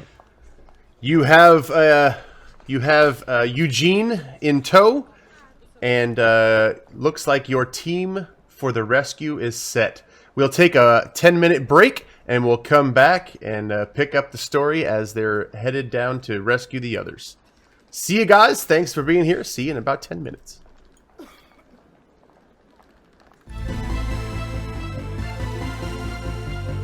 There's no mask. Hey, everybody, we're back. Good to see ya. When we left our heroes, they had just picked up Eugene. He's got some sort of energy manipulation powers, so they took him and Jordan back on their plane back to Greystone Academy. The headmaster has told them, you know what, don't bother coming back to Greystone. Go right directly to Florida and see if you can't somehow figure a way to head to the Bermuda Triangle, and maybe Bootleg can get his powers boosted and maybe figure out if it's in some proximity to where he was before, where they might be able to find your previous team, the original variants. So what sort of means have you devised to get to the Bermuda Triangle? Because obviously it's not going to be as easy as going to the airport and saying, "Hey, I'd like to buy 4 tickets to the Bermuda Triangle." Well, during our private chartered flight to Miami, which is going to be a nice long one, while everyone else is sleeping, except potentially Jordan, since she doesn't need to anymore, I'm going to hang out towards the front of the plane. I'm not going to have to get into the cockpit or anything like that, but I'm going to use my borrowed excellence power and just kind of focus on the pilot during this long flight and pick up a couple of his key skills. Most notably, I'm aiming for the vehicle skill, so that by the time we get to Miami, we can then use the school's credit card information to rent a plane from someone dodgy enough to give it to somebody without a pilot's license, and then off we go. So yeah, that sounds like a plan. You are able to get the knowledge from the pilot, and not for the first time in your life, you now know what it is to fly a plane and how to make it happen. When you land in Florida, it's sort of muggy. Maybe like there's a warm weather front coming in. Everything just kind of seems to hang on you, like the sweat and ambient water just seem to hang on you like you're wearing a jacket made out of sweat. And you said you wanted to head to somebody who might be able to rent you a propeller plane or something? Yeah, just whatever plane we can get that has the range necessary, because it's a comic book. That should be most of them. And then we will have Taro kind of peek into the future and look for one that's willing to rent it without perhaps all the necessary licenses and other nonsense. So we will scout around until we find somebody that'll rent us a plane. There is somebody who's willing to rent you a plane. There's a Cessna Caravan. It'll seat 8 to 12, depending on whether you want it with or without the stretcher. Apparently, this has been used as sort of a rescue vehicle in the past. But yeah, it's in a place called Pembroke Pines, which is not too far. Might take you a little time to get there, but he's there to. I think we'll go ahead and keep the stretcher option, given the nature of our trip. We will phrase it to him as, "Oh, it's all right. Don't bother taking that stretcher out. It will be all right. It's just us. We don't need all them seats." But out of character, I'm like, "Yeah, no stretcher. That's a good call. Yeah, we might need that."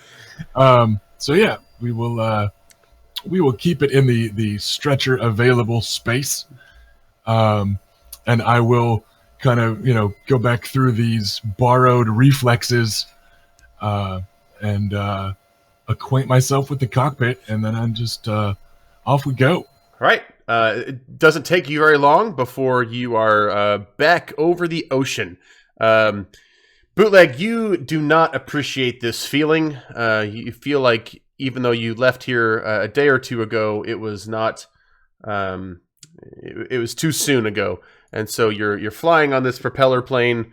You are over the ocean, and you're just not liking it. You're not having a good time. What is Eugene thinking about being on a plane now, headed east of Florida on a propeller plane with 3 strangers? Can't hear you if you're talking. And we'll try that again. There we go. He's thinking, yo, this ain't what I was thinking. With this busted ass plane, I ain't feeling it. Nah. What about Jordan? Jordan is happy that she knows how to regenerate. Flying out about 2-3 hours of flying in this plane, and you still don't really have a good sense for where you're going or what you're looking at. You've found the general area, Bootleg, where you were discovered by Taro, but you just can't seem to. You just don't see anything, honestly. All right, let's just stay on this heading for a while. Taro, come up here and take the yoke. I have every confidence in your interest in staying in one piece. So, hey, you see below us where the ocean is? Don't run into that. I'm gonna duck into the back and get changed real quick. But yeah, just don't push up on the thing or mess with that thing or do anything with that thing over there. I'm gonna get changed, and then just give me a second, and I'm gonna see what I can find here. I am confidently and competently flying the plane after he turns away and goes. Been doing this our friends. That gleam in your grandfather's eye. Jordan leans over to Eugene and is like, I'm not sure anymore that we made the right decision. Yo, this is... Yeah, nah. They got me shook, yo. Bootleg will reemerge moments later with his game face on. Not quite the face part. He's going to have on the rest of his super suit, but like the hooded mask thing will be back. Whoever wants to take another turn getting changed, head on back there. The outfits are more damage resistant than we look, and there should be a comm link in every one for you. We'll do mic checks in a few minutes. Taro, just hold us on this course, and I'm going to tap a little bit of energy from you and see what I can see a little bit farther out. So Make it very that. there are actually suits that seem to fit both Eugene and Jordan. And not knowing exactly why they fit so well, it could have been some sort of collaboration between Taro and the headmaster. But yes, there are these suits that you've been carrying around in your extras bag, Bootleg, that you are just noticing. All right. Yeah. Takedown will. Well, Jordan still at this time. We'll get dressed.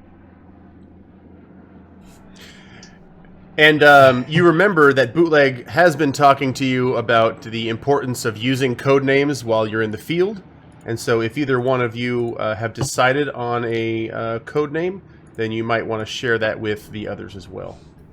I like keeping with the theme, and I imagine Jordan was told by Taro at some point during the travel down that her code name would be Takedown, even though she has no idea why. I would never take that agency away from you. But it is a good name. All right. Got to admit, though, fits like that suit, doesn't it? Eugene, are you going to take a code name, or are you putting on the suit? Well, right now he's holding the suit up and looking at it because it looks like a floppy body sock when it's not on, I imagine. And it's actually surprisingly weighty for what it is. But yeah, it still does look like a sock. What's the matter, kid? Never been to that sort of club? Yo, this... And with that, he kind of hops in the back and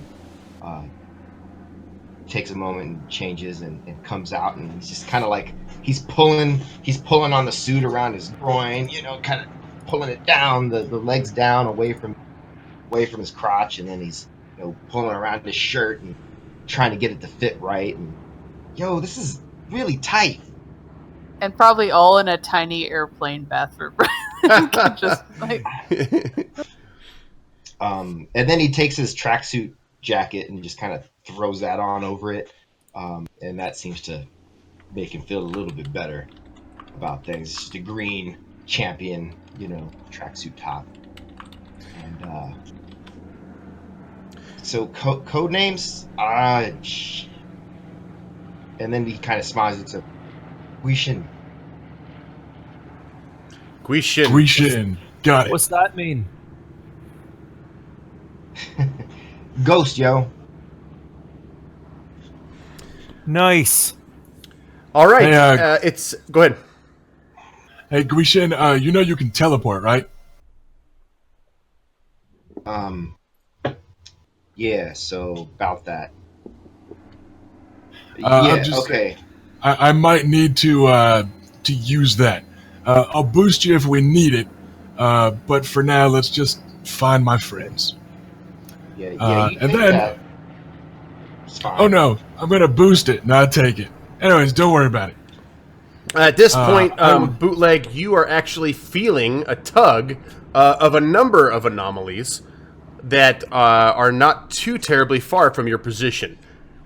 You still don't see anything, but you get the distinct impression that they are almost directly below you.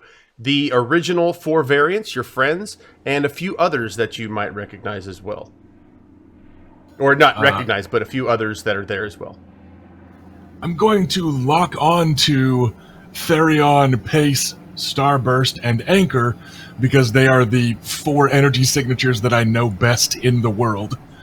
I'm going to augment my senses with that little bit of energy that I was borrowing from Taro in order to get additional range and also the pinpoint accuracy one so that I can lock on to exactly how far they are.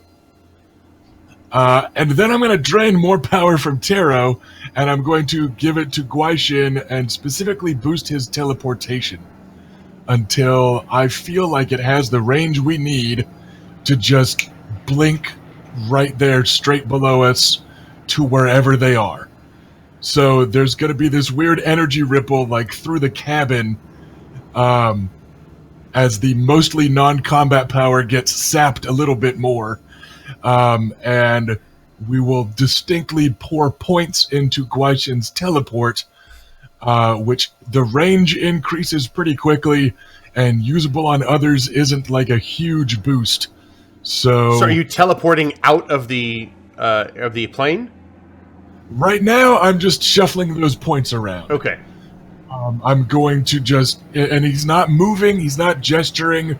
There's just this energy ripple between them that kind of syncs up, and then the wavelengths are all in sync. And he goes, Guishin, do you feel that? Yeah. Feel like you could be anywhere in the world right now, right? That's not how I describe it, but sure. Close enough.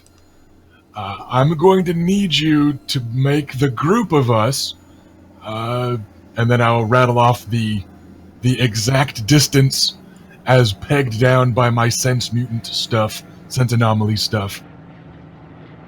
And we will see if Taro still has the non-powered foresight to hit autopilot before we teleport out. But I'm putting that ball in his court, Irish. But yeah, just I need you to make the group of us just put us right exactly here. And I'll 1,000 yards straight below us, or whatever the distance is. At this point, you begin to experience a significant amount of turbulence. The plane begins shaking quite a bit. Look, I can put it in a loop so that it circles on autopilot, but given this turbulence, I don't know if it's going to stay. Well, we don't particularly need it anymore anyway. We got back to my friends. We can figure the rest out later. Oh, you've got a way back already, do you? Takedown could run on water, and so can Pace. All We'll right. figure something out. So when are you going to teleport now, or are you going to still wait for something else? Just whenever Guaishin feels confident that he can teleport us to exactly that location. Yeah, that's the cue, basically. I have a All bad right, feeling so, about this. So with this, he's definitely going to close his eyes and start just kind of focusing on getting everybody down. Unfortunately, the very first time this power ever triggered, he happened to kill a pair of his friends, and so that's just it's just that image just keeps popping into his mind. We're triggering the flashback complication, and so with the plane just kind of starting to get shook. It's possible too that it's not really actually naturally turbulence, but the vibrations kind of coming out of him as his power has been amplified, and that kind of EMP field going out to just kind of start shaking the plane apart. So I'm going to piggyback off that complication, and I'm going to say that between your hesitation and your anxiety, the plane actually begins to shake so much in between the turbulence and your indecision that it actually seems to hit something solid that you didn't see.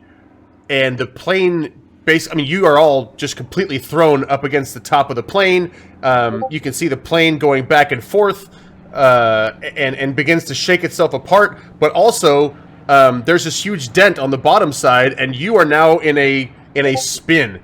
Guaishin, give yourself a hero point for using that complication. And the plane is now spinning towards the ground. However, once you hit that thing, go ahead and make perception tests right now to see if you have the presence of mind to see what's happening below you. You've got our numbers, right? I'm going to not make that perception test, and instead, I'm going to try and make a teamwork test to basically order Guishin to teleport us, like, right now. So the whole time, like, I'm going to specifically not be looking down the bottom of the plane. I'm going to be looking right at Guishin, and just get Guishin, now. Guishin, you've got to do it now. Okay. You can do it. To make a teamwork test, you go ahead and roll whatever thing you think that would be helpful to him, if you have some sort of leadership ability or something like that. And then yes. For every degree of success, I'm going to say this is a fairly tough challenge. So your difficulty class is going to be 15 for this. For every degree of success, a degree of success is essentially 1 to 5 points. For every degree of success you get, I'm going to give him a circumstance bonus. Okay. For what it is worth, I have the teamwork advantage that enlarges the size of those bonuses from what they would normally be. I'm going to say that this should be either intimidate or persuasion. I think it depends on just how rattled and hesitant Guishin seems to be. But just speaking with certainty and force out of the obligation to save my friends, I've got a pretty good total in either one. So I will leave it up to you, Mr. GM man. Which seems more appropriate, intimidate or persuasion? I'm gonna gotta do it now. I'm gonna kick it back to you and say whatever you think, whatever you believe is going to be fine, and then I'll give you a hero point if you give me a good reason for that based in your complications. All right then. Well, my complications are basically the guiding factor anyway, and he wants to go save his friends. He has a responsibility towards anomaly kind.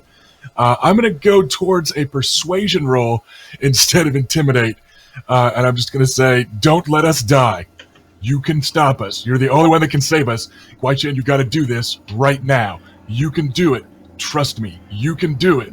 And then I will make a roll. In this moment, Bootleg, you get the distinct impression that you had the ability to either become more like Headmaster or more like your father. Your father would have spoken kindly and encouraged you, and Headmaster would have yelled at you and intimidated you until you did exactly what they wanted.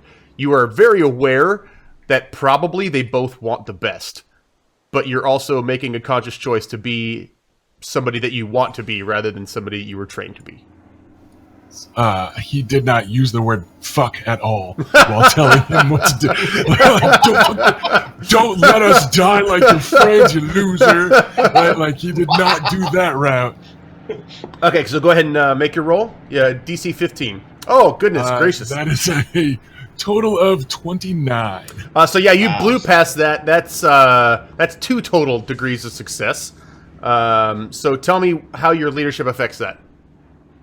Well, with the teamwork trait, normally when you make a team check, so this gives me a +5 circumstance bonus on my roll. Okay. So that's actually going to be a 3rd degree of success. Okay. When making aid actions or team attacks or... So I'm going to give you, for that, I'm going to give you a major bonus penalty, or a major bonus, excuse me, for the circumstance modifier. So Guishin, when you're making your teleport check, you are going to have a +5 to that roll. Now, this is a pretty challenging thing. You've never been to this place where you're teleporting. You're freaking out. You're on a plane that's falling to the ground. And so I'm going to say that this is a pretty tough test. I'm going to give it a challenging rating of 20. So you have a +5 to your attack, or to your skill. So go ahead and make that teleportation roll. Okay, so normally, I didn't see that teleportation required an actual roll. No, It's just a it doesn't. movement. So I was going to go with a will, just a Yeah, will roll. that'll work. Absolutely. All right, so I'm going to add the 5 to that you just gave, and hit the button. Wow, you got a 20 exactly. That's awesome. So you see what's going on. You are listening to Bootleg as he's encouraging you that you can do this. You're going to save people. You gather all your will and you blink out of the plane. Those of you who were paying attention, who made that the roll, I think it was only Takedown who had the presence of mind to be like, listen, I'm going to be fine when this is all said and done, so maybe I can steal a glance out the window while everybody else is freaking out. You actually see an island that looks like this, almost as if the plane hitting the top of it had shaken something loose, and now this island is revealed in the shape of a skull. And you are plummeting towards it when you all blink out of existence and then reappear somewhere on that island. The plane behind you, once you're on the island, you sort of look up and the plane just spirals down and blows up on the shore of this island. It's a tropical island. You are all sort of shaken by all of this. Guishin, you are somewhere in between really freaked out and also very proud of yourself. Like you're encouraged that you actually did something that saved people's lives instead of just endangering them. But also, like, it was just really awesome. Like, you just teleported like to a place you've never been, like 1,000 feet. You're feeling pretty pumped about yourself. All around you, though, the humidity has gotten even harsher. The ocean waves are basically, after the crash, are pretty much all you hear. You are in the wooded part where there is lots of tropical trees. The sun's beating down.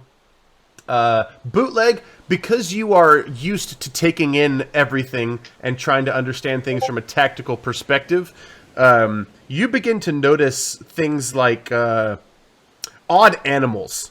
The flowers, for example. There's a group of flowers that are pink, and they have open petals.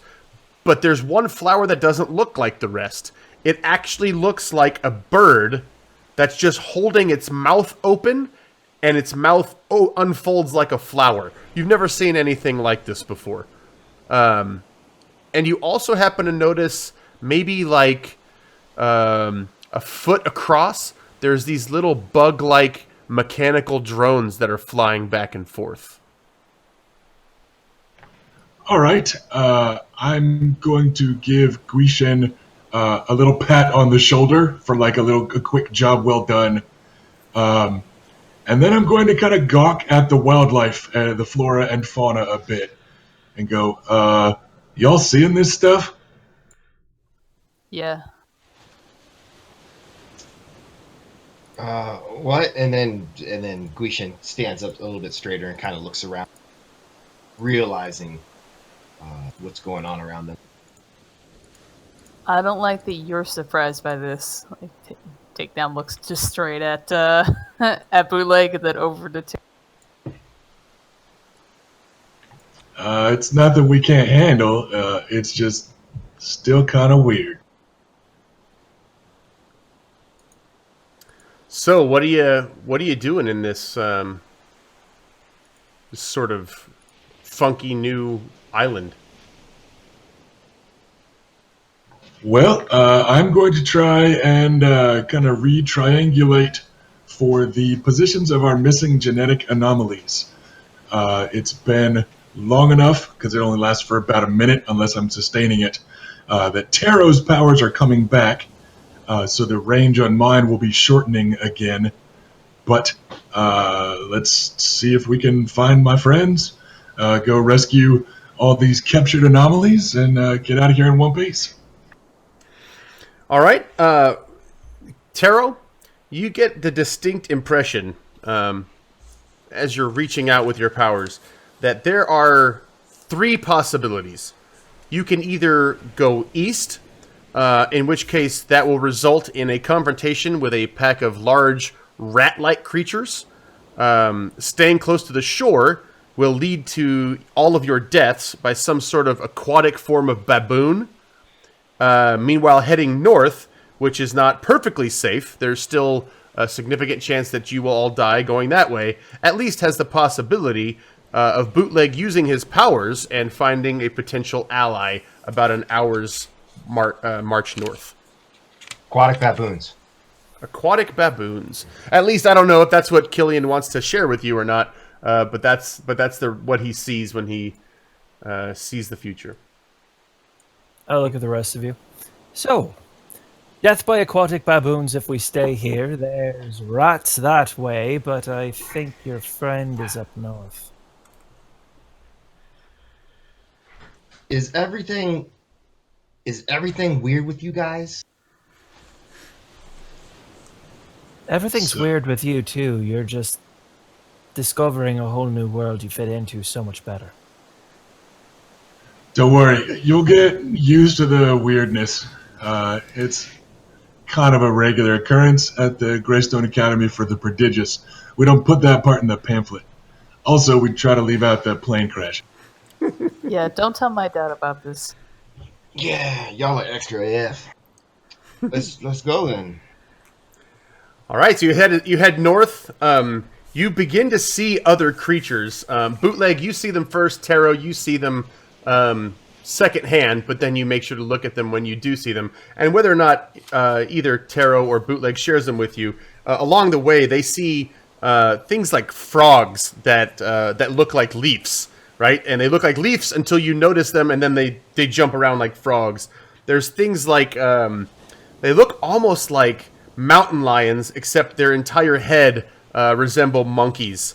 And the whole flora and fauna of this place looks just basically 1 or 2 steps removed from normal human evolution, or normal evolution as you've seen it around the world. At a certain point, though, Bootleg, you are incredibly impressed with a feeling that there is a genetic anomaly within 100 feet of you, and it's not one that you recognize. Tomas, or Silhouette, I should say, you are impressed that there is a group of 4 people coming towards you that you have not seen, and you don't know what their intentions are. All right. Well, Silhouette is gonna let them get a little bit deeper into the forest, and then he's gonna make it dark, really dark. So you continue walking, maybe towards the anomaly, and it is just getting dark to the point where it was about noon when you crashed. It should not be midnight dark. Everybody stay close. The Molly we're getting close to is the one that's doing this. The what? Molly. Anomaly. Yeah, okay. The person blessed with unique gifts that normally I wave a pamphlet in front of, or sometimes I plunge. I wish I'd read that pamphlet now. Yeah, probably shoulda. Silhouette, are you going to approach them, or Bootleg, are you going to try to reach out to the anomaly? Well, as they make their way in, maybe Silhouette will try to either impress or scare them away. And, well, I believe he's not aware on how they got here, right? He doesn't show that he's aware, so you have no reason to understand that they would know that you were there.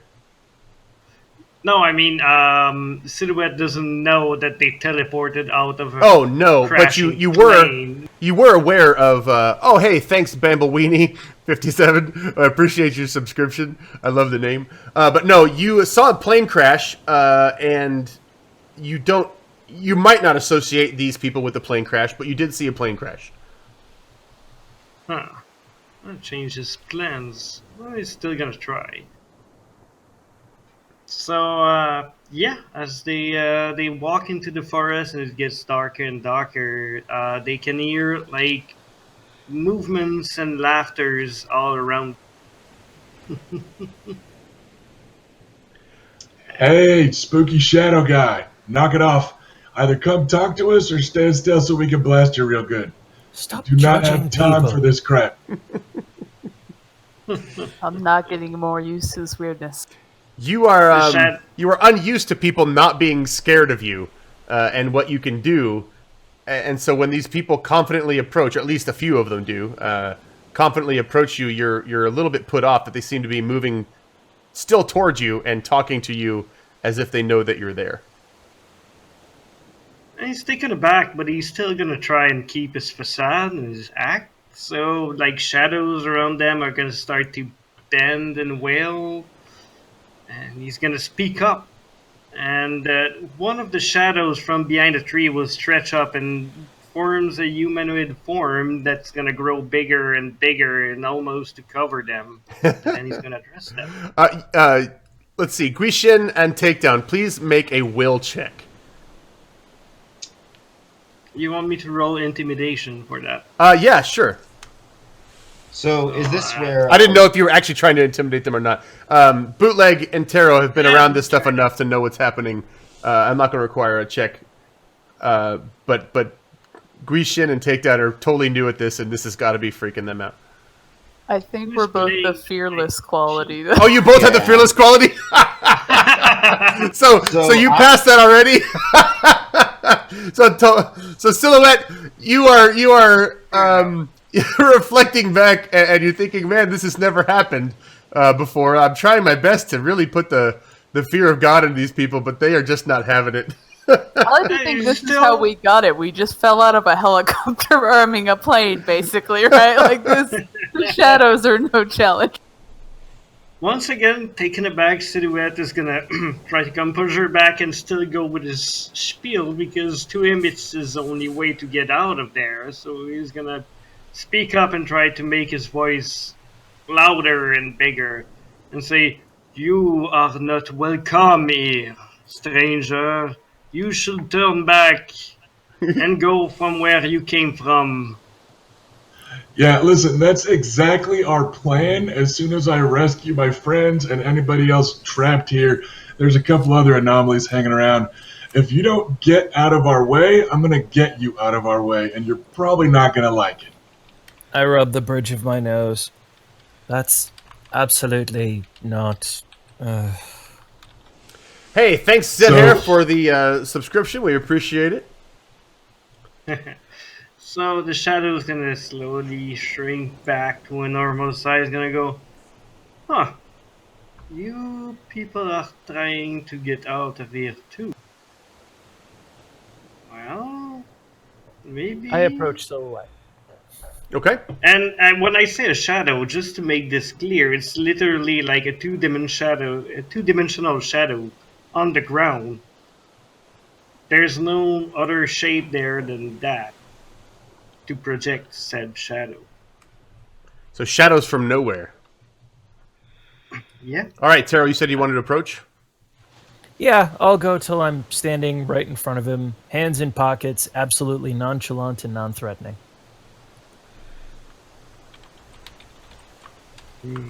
Okay. I just You smile are- at where he is, waiting for him to say something. So you are the one leading these people out of this island? Maybe we can discuss terms. Terms for... For me, having my way out of this island too. Well, I certainly can't imagine a reason why you shouldn't come with us.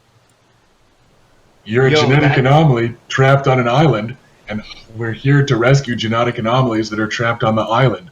So maybe instead of trying to mighty powerful Oz us, you could just come for a walk with us. Don't mind him. He's got a chip on his shoulder you wouldn't believe. Look, do you mind my asking, how'd you get stuck here? It's a long and weird story of which I don't remember all the details, but one thing I can tell you, and the shadow is gesticulating a lot while it's talking. Sorry about my voice breaking there. So the shadow is gesticulating a lot. One thing I can say is that you don't want to go back in there. I managed to get out of the building, but most people don't. Opti, is that building where the other anomalies are? Yes, that is exactly where you need to go. Well, how would you feel about going back in and getting a little payback? Maybe even better, some answers. Well, if you guarantee my way back out of this island, there's one or two scientists that I wouldn't mind spooking a little. I like the way you think. Quick thing. Can I actually promise him that he will be okay? Yes. I promise you. You might be lying, but you absolutely can. All right. All right. I'll tell you what. If you all work together, there is a 75% chance that you will all make it out together. However, there's a 25% chance that any number of you, from 1 to all of you, will perish in the attempt. I'll give you 4-to-1 odds that if you come with us, we all get off this island. But that means working together. If he does not come with you, you will fail. 100%. Of course, we could do this without you. But I get the impression that you want to get off this island and we can help you do that. What's more, you've been stuck here alone. Don't you think it's about time you had some friends to watch your back? And I'm used to being alone. I've been for a long time, but this island is boring. So yes, I believe we can work together. That shouldn't be a problem. All right, Silhouette. What you go by, friend? Oh, okay. Sorry. What do you go by, friend?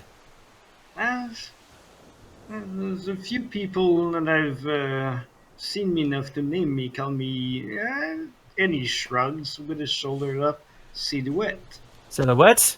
I'm Taro. The stern one over there who can't stop waving his dick around, that's Bootleg. That one over there is Guatian, makes things go boom. And that one there is Takedown. I like her.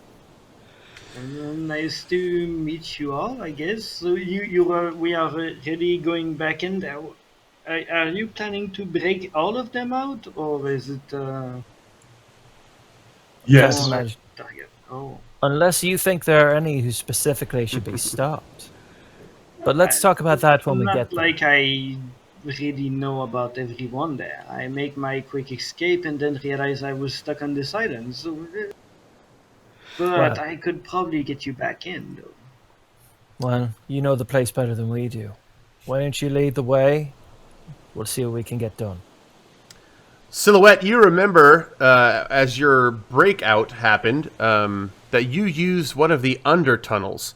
Looks like what might have been like an old drainage tunnel, maybe.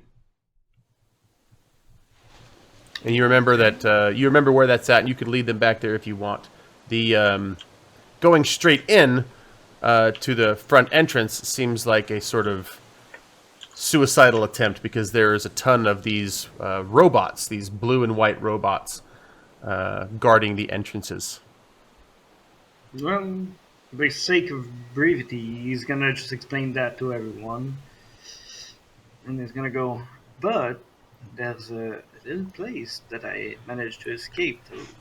Just follow me behind this tree right there. And there's the tree standing there in the sun, and there's the shadow behind it.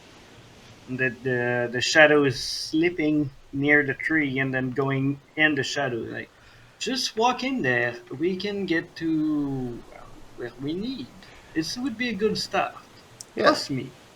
So as the shadow just slides in as it says that. Yeah, Silhouette reveals he pulls the shadow back. The jungle gives way to an area covered in shaped stone. Someone definitely built this place, but it looks much too old and worn to have been recent. There are strange markings along the edge of the cave mouth, and faint sounds of water dripping coming from the inside. And to make that clear, he's actually using the teleport power with the portal ability. So you can all walk in and we'll get in this. Yeah, Bootleg will walk in without hesitation. Wrinkle my nose and follow. Guishin looks over at Takedown. He's like, I mean, why not? What do you mean, why not? We don't have anywhere else to go. Like, we have an alternative? Pop my head up out of it. Come on, kids. Don't you want to be superheroes? Just pretend you're on the set of Lost or something. All right, I'm on board with that. Let's go. Did you not see the end of that? And then he follows as well. Oh, better than that. I saw other ways that it could have ended. And I'll tell you, we got shafted. All right. On the inside, when you walk through the shadows, in through the entrance that you were shown by Silhouette, you find a well-lit and obviously technologically advanced set of tunnels. The light sources are not immediately visible, but the corridors are well-lit and smooth. As you make your way further in, you hear noises of what sounds to be machinery and some sort of talking, like just mundane sort of people going about their business.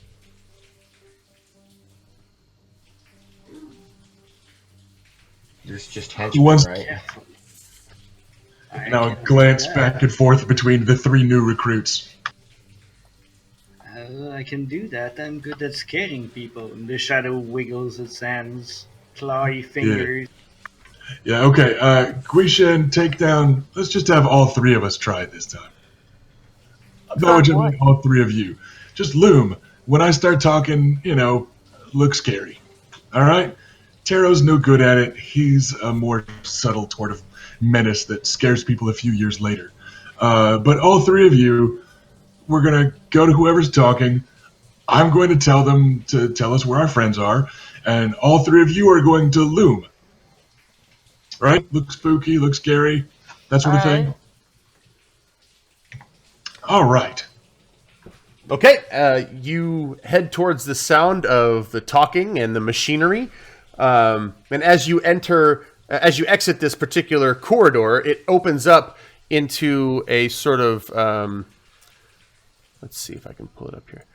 It opens up into a sort of combination laboratory machinist room. It looks like there's a bunch of people going about their business, cutting into machinery, tearing it apart, testing samples, scurrying about. It's not at all a controlled, quiet environment. But it does look like they're trying to get as much done as possible within this limited space. There's computers and machines that you aren't sure what they do. There's tanks of chemicals that you don't understand. There's elevators. There's odd lighting. The whole scene just looks very foreign and alien to you. Insight. If I try to infiltrate this place, can it work? Infiltrate how? Be more specific. If I can step into a room when I know nobody's going to be there, grab a lab coat, walk around, talk to people, can I fool them into thinking I'm another scientist, or is it a closed enough group that they would know if it was an outsider? Can I do one better with my hero points? Do a narrative? Sure. Can we find the slacker kid with like the headphones and a Walkman who's just like walking by with snacks who looks disgruntled? Yes. So as you, good use of hero point. So as you're looking around, it does look like everybody is broken up into their own little squad, right? So the people on one side tearing apart machinery, the people on the other side looking into this odd machinery, the people working on computers, the people doing like laboratory tests on certain chemicals. They all look like they're on different teams. And then, of course, you have what appear to be some sort of cleaning team that just go and clean up after everybody. And yes, there is one person in particular that just looks super bored. So yeah, I will look like Bootleg, like, let's grab that guy. And it doesn't look like any of the other teams are giving these cleaning people any sort of notice at all. Do you want I look me over at to- Takedown. Time to live up to your name, love. You want me to grab him? All right. Down will start to kind of sneak and then just use super speed to like flash over, grab the guy in a grapple, and pull him back into a closet where we're all hanging out, like some like alcove where no one. Can I use setup to give her perfect timing? Sure. Yeah, absolutely. Since he's a minion, I'm not going to have you make any of these checks. He's less than a minion. He's just a non-combatant. So I'm going to put this at a pretty average challenge for you to super speed in there and grab him and go back out. So it's a DC 10 if you want to just make a melee combat roll with his... What did you say you wanted to use, Taro? I want to use setup to see if I can make it easier for her, like give her perfect sense of timing. And now. Okay, I'll give you a 2 bonus for that. So give yourself a +2 bonus, circumstance bonus, and then make a melee attack roll. I did a grab there for 24. Yeah, oh yeah. You were not only able to grab him, you're able to do it without anybody noticing. You're able to put your hand over his mouth, and you're able to get him back to a place and rattle him a little bit so he doesn't immediately scream when you let him go, or if you let him go. I'll probably keep a hold of him and not hurting him per se, but just physically strong as it's like point him in like Bootleg's direction, Okay. like a kitten who got a toy. Look what I did. Dead Okay. All right, then. That's everyone's cues to loom and look scary, like tends to happen in every superhero comic. Whenever some random mook first runs into the team, we've got like that cool group shot of everybody with their arms crossed and super serious looks on their faces and stuff like that. And Bootleg's just gonna say, "You take me to where the captured anomalies are, or we're gonna start breaking everything, starting with you." Go ahead and roll intimidation. I will. Can I help with that? You Shadows, absolutely creeping can. Behind. Yes. And actually, if we're in the round tunnel, it's kind of swirling around. It's so big that it goes from the left and then goes to the top and then goes back to the right and just stopped right near his face and growls. Yeah, so go ahead and roll an intimidation roll. For you. Anybody who wants to simply look intimidating, you can roll intimidation roll, and then I'll count that as a teamwork test. Takedown will like twist his arm back and just pull him back a little bit so he's staring right up at Silhouette's chest. Guishin is anxiety ridden, just switching from one posture to another, trying to look intimidating, but not. He's like crossed his arms and he's like his hands on his hips and he like leans against the thing. So comically looking intimidating, like, listen here, mister. Just failing. Thanks for that. Yeah. All right. Well, So Silhouette, that's 2 levels. Cassie, that's 2 levels. So yeah. Go ahead and give yourself a +5, a major bonus for your intimidation roll, Bootleg. Cool. Sounds good.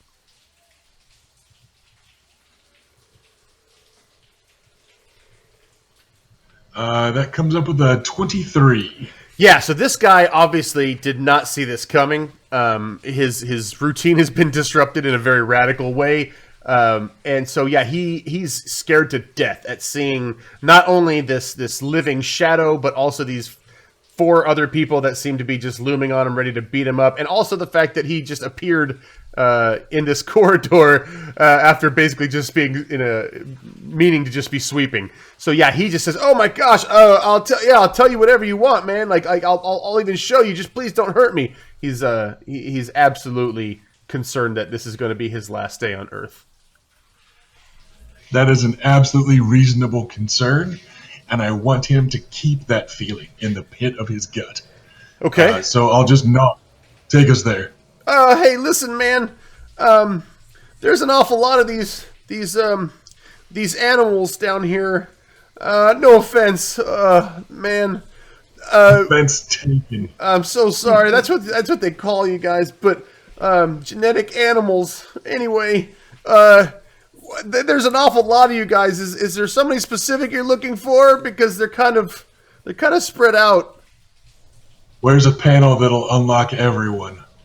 You'd have to go to the central control room where the server is. You probably don't want to go there because I do. That's exactly where I want to go. And you misspoke. You said we need to go. So lead the way. Let's go. well, I'm telling you, man. Like all the soul bots are up there, and we don't. I mean, it wouldn't be so bad if it was just my job, but I don't want to. I don't want to get shot. I step forward. What's your name? Hey, I'm Cliff. Hi, Cliff. Listen, is there a central processing unit someplace where we can shut the robots down so they don't go berserk? Well, yeah, that's what I was telling you, man. It's all controlled from the central control operation base room. Who's allowed up there? Well, I mean, like I go up there sometimes just to clean, but I'm really not like allowed to hang out there. It's always guarded. Guarded by who? Well, like by the soul bots, man. How do they recognize you? Well, like by the way I look, I guess. I mean, they have faces and eyes and stuff. So they don't scan your name badge or anything like that? No, not really. Look around at everybody.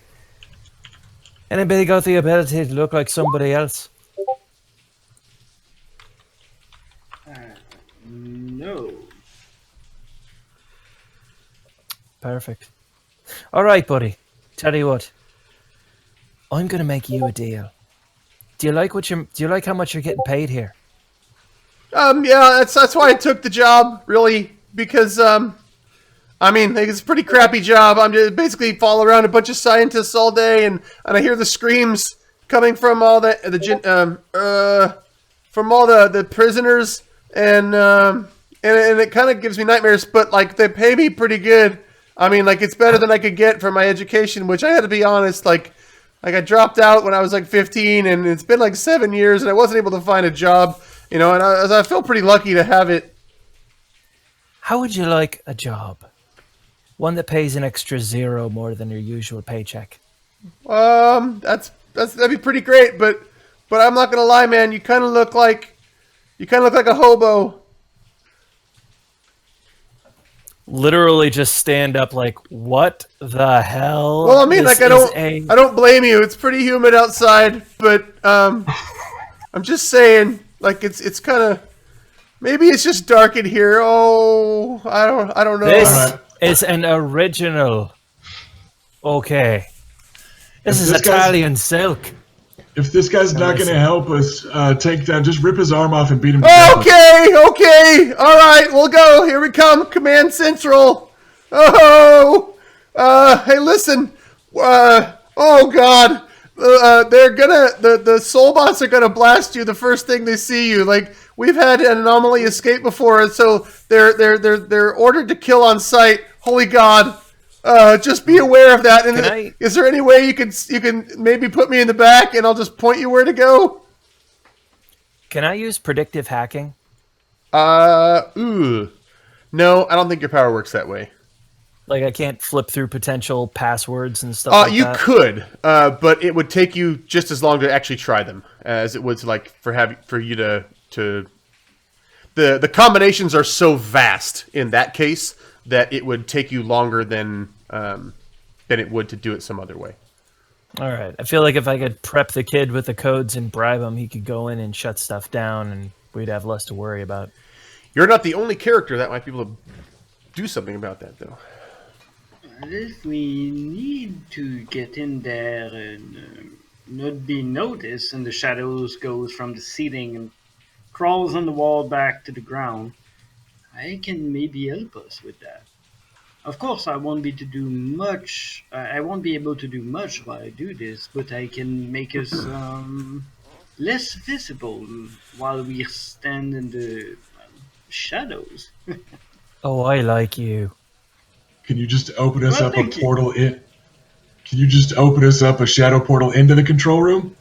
I would need to know exactly where that is.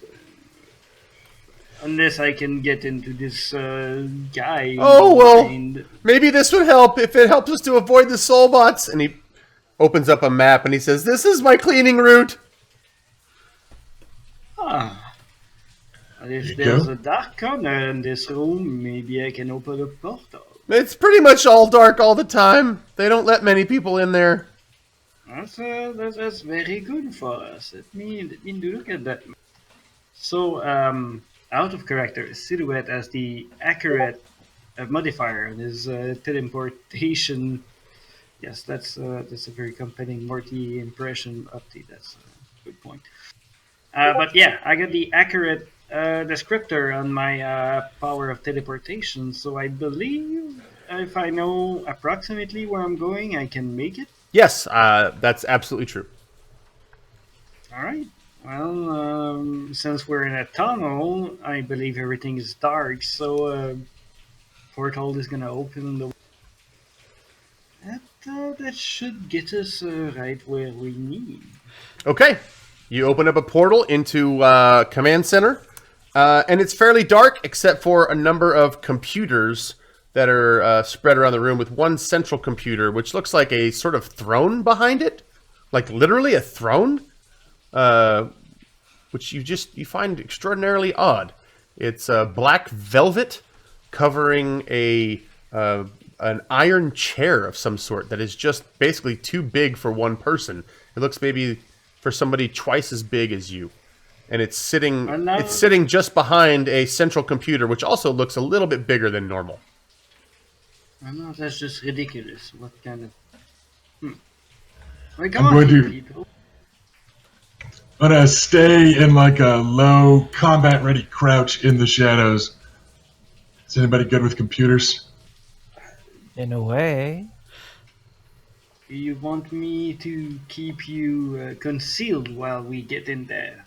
I can do that for myself, but it needs a little bit more attention for me to do it for everyone around me. Do what you can to keep us hidden. I'm sure that you can Do. pull it off. I'm gonna need a few minutes. I have the slow add-on on my copying of mundane skills from non-anomalies, but we're in the server room and we're surrounded by science types. And normally that science skill is like pretty broad, covered by like expertise and technology and junk like that.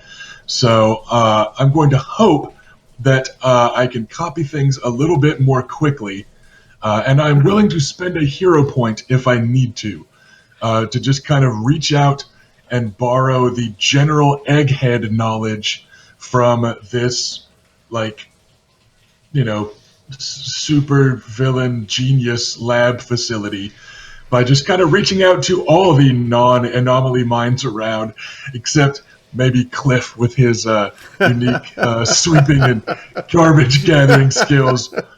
I'm willing to kind of hero point to like boost that power to just pick up tech knowledge and potentially maybe also passwords. So I'm gonna just chop. I'm gonna say that with your hero point, you've edited the scene so that along the way you are picking up ambient knowledge of the people that you're passing in these various rooms and things like that, so that by the time you get there, you've already been sort of ambiently soaking in whatever knowledge that you can, kind of just osmosis as you walk through the thing. So yeah, it takes you a couple of minutes to adjust to it and to figure out what you need, but you absolutely can access the computer. Yeah, and he visibly drops a little bit of bulk. He had been copying some strength and fighting from Takedown, which again, it's like a slow change. Over time, he just got extra like comic book superhero levels of fit. And like as you guys are walking, some of that little bit extra is just going away. Because again, Takedown isn't like She-Hulk, right? She's just athletic and fit, and Bootleg isn't, some super weenie. But like that extra bulk, just kind of it fades a little. So to be clear, when you're copying ambient abilities like that, you aren't taking from them. You are just kind of soaking it in passive. Correct. Yeah. It's just like an osmosis thing. Okay. You're able to get into the computer. What are you specifically looking for? How to turn everything off, basically. Open all the cells. If they've got like restraint power, anti-power stuff, how to shut that down. Basically, I just want to turn off like all their security protocols. Turn off the soul bots. Turn off the whatever.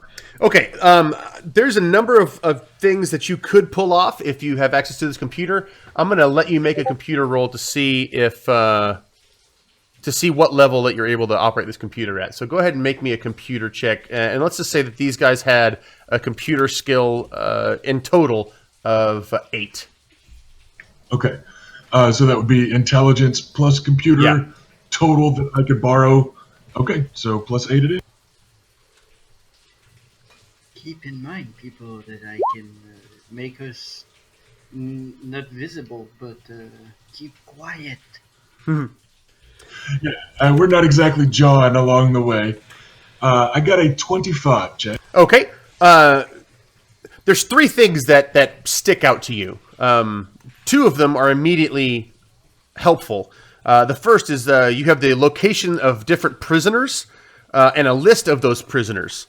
Those prisoners, in some kind of order that you don't understand, are Quintessa, Dire Girl, Critical Mass, Parrot Man, Starburst, Pace, Therion, Anchor, and Anchor. 4 of those, well, you recognize 5 of those. The second thing you realize is you have details about something called a dampening chip. And that this can be shut down through the computer that you're currently at. And third, there's some weird notes about an expedition to discover similar ruins and similar tech to what is on this island. Basically, the hint that there's some other greater source for this sort of tech and these ruins. Okay, tackling those bullet points in order. I have the well-informed advantage because Bootleg has made it his life's work for about the last 5 years to keep up on the anomaly community in as much as there is one. Nominally, what that lets me do is make a persuasion roll anytime I basically come across a superhero or supervillain as the abstraction of what I have learned about them through the grapevine. Mm-hmm. So that's your call. I already know about Contessa and the former variants. We can handle the other roles off screen, because here's the thing, I don't fucking care. I'm going to open these cells and get these people out of here.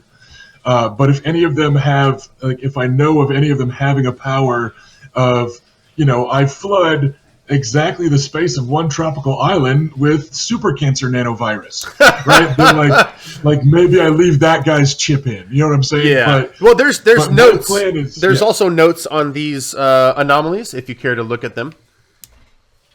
I will scroll through. I will try to let everybody take a look at the screen.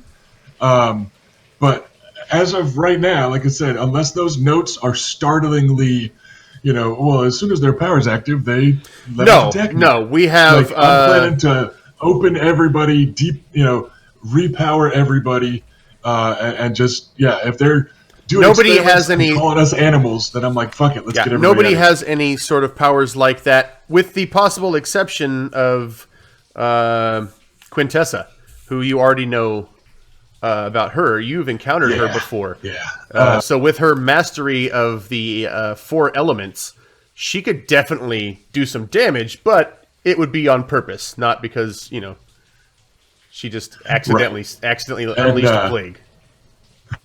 And what I know of Contessa, she also would not loose those powers on us, especially if we just got her out of this place. That's a pretty good bargain. You've been able to reason with her somewhat in the past. She has definitely been a thorn in your side, and she's definitely powerful enough to take you all down if that's what she wanted to do. So it makes you wonder how they managed to capture her, actually. Yeah, but it also makes me think she'll be really handy if I can't turn off the soul bots. That's So yeah, I'm going to go through. Number 1, turn off everybody's inhibitor chips. Number 2, open all the cells. Number 3, turn off the soul bots. Number 4, start trying to just email as shit as quick as I can to the headmaster. While number 5, speaking under my breath, I'm going to turn off the inhibitor chips. I'm going to open all the cells. I'm going to turn off the soul bots. Then I'm going to email everything I can to the headmaster. You guys smash anything that needs smashing and get everyone out of this place. Okay. I trust you. So, 2 things. There's no button to turn off the robots, and there's no outside access that you would be able to send an email. Can you change their identification of friend or foe? This doesn't seem to be... yeah, actually, I think you could do that. That seems reasonable. I could.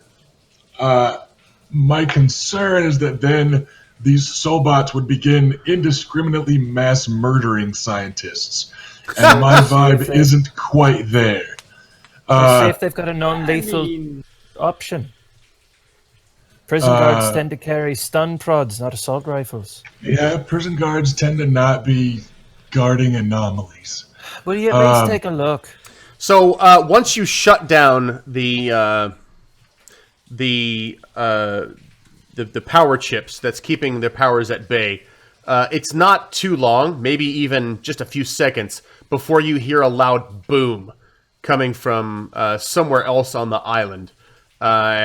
And there's red klaxons now going off throughout everywhere, and the computer's actually shut down before you get a chance to do anything further. So you have essentially shut down the power chip. You've got the locations of the other anomalies, but pretty much anything else you wanted to do is moot because things are locked down. And we're going to have to stop there for tonight, and we'll pick this up next time in 2 weeks for the second episode of The Variants. Hey, everybody, thank you so much for being here. I hope you really enjoyed yourselves. Cast, I know that it was fun playing with you, and I look forward to doing more of that. I want to remind you that we are carrying over the hero points that we got this time to next time, so keep those in mind. Thank you for all the subs. Thank you for all of the donations, and thank you for all of the bits. You guys are amazing. I keep looking forward to playing more of this game with you. Cast, you want to say anything? Can I get in one closing line in character as the klaxons go off? Yeah. Guishin, take down. They're robots. Have fun. So as the robots begin moving upstairs towards you, you guys now realize that you have an ability that you've never had before, and that is to not hold back. And so we're going to open up with an incredible robot fight scene when we come back next time. Thanks, everybody, for being here. This was incredible. Thank you for being part of the first Optiverse Variants show. This is incredible. I keep saying incredible because the Hulk is my favorite. But I'll see you guys in 2 weeks. I really appreciate you guys. Thanks for everything. See you, everyone. Bye-bye. Bye.